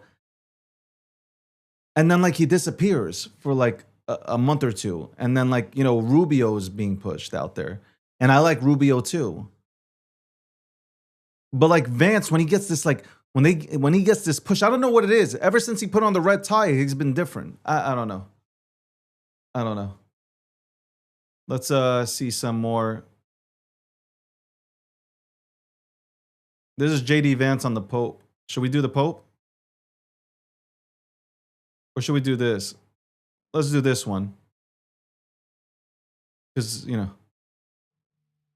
God is never on the side of those who wield. So the Pope said something where he said, and I'm gonna try to remember the exact quote, but he said that God is never on the side of those who wield the sword.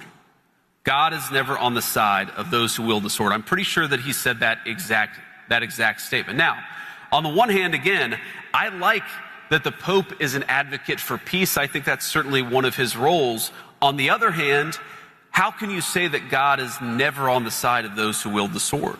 Was God on the side of the Americans who liberated France from the Nazis? Was God on the side of the Americans who liberated Holocaust camps and liberated those innocent people from, those who had survived the Holocaust? I certainly think the answer is yes, and I agree. Jesus Christ does not. I agree. Jesus Christ certainly does not support genocide. Whoever yelled that out from the dark, he certainly does not. I think that's pretty easy. I think that's a pretty easy principle. Okay, so here's a guy. Let me just say this. This is a guy. No. First of all, random dude who's shouting. Can I finish my point and then I'll respond to what you just shouted? Is that okay? Okay, great. Yeah, can we give him 1 second to answer this? Number one, when the Pope says that God is never on the side of those who wield the sword, there is more than a 1,000-year tradition of just war theory. Okay? Now, we can, of course, have disagreements about whether this or that conflict is just, but I think that it's important, in the same way that it's important for the Vice President of the United States to be careful when I talk about matters of public policy, I think it's very, very important for the Pope to be careful when he talks about matters of theology. And I think that one of these issues here is that there has been, again, hey, random dude screaming, I told you I'd respond to your point. I just want to respond to this question first. But I think one of the issues here is that if you're going to opine on matters of theology, you've got to be careful. You've got to make sure it's anchored in the truth. And that's one of the things that I try to do. And it's certainly something I would expect from the clergy, whether they're Catholic or Protestant. Now, to respond to this guy here, he said, I believe he said the administration supports a genocide in Gaza. And here's my response to that. When we came in, the humanitarian situation in Gaza was an absolute catastrophe. You know who's the person who got a peace agreement in Gaza? Donald J. Trump. So if you want to complain about what happened in Gaza,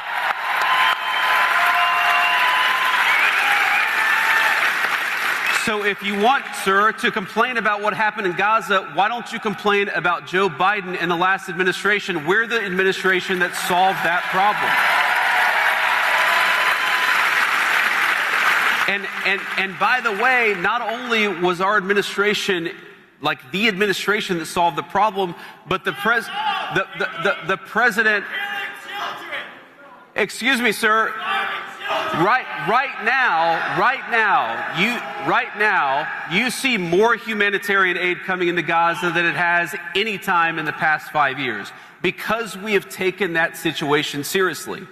And that's one of the things that I'm proud of about our administration, is whether it's there or Thailand and Cambodia, we have consistently tried as much as we can to solve these problems, not just complain about them like the guy who just ran away angry.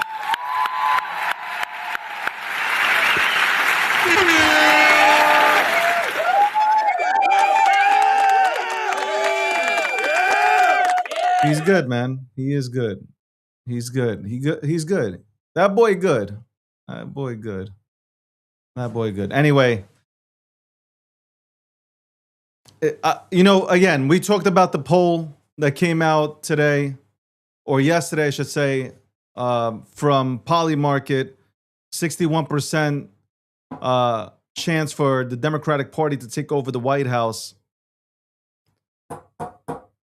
Who's beating JD or Rubio? Like, I don't see it. I really don't see anybody beating them. I don't see it. I don't see it. I absolutely do not see that happening. I don't. Anyway, it is 2:33 p.m. Eastern Standard Time. It is sunny outside. It is 71 degrees going on 74. My ass is going outside because I need to go ahead and I'll be probably on the phone doing stuff in terms of work. Hold on, so this might be breaking news. Hold on one second. Ghost.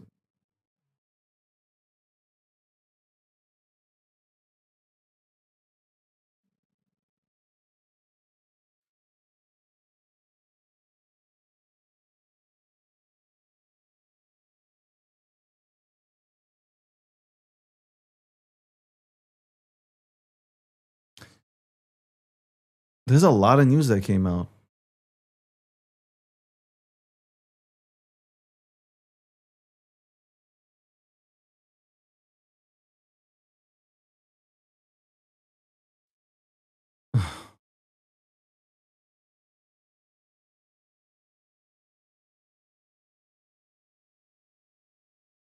Pentagon ramps up planning of possible operations in Cuba.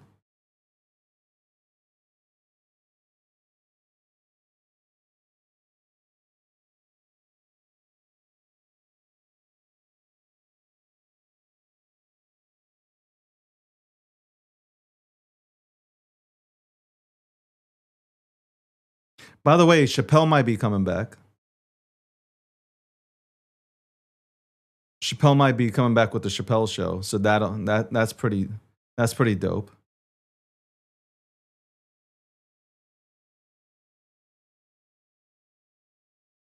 That's good. I'm glad that's happening, man. I'm glad that's happening. Anyway, all right. I was going for the quote of the day, right? I'm crazy. All right, hold on.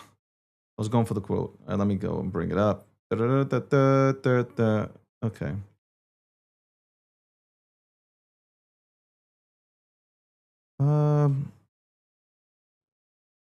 Let's see.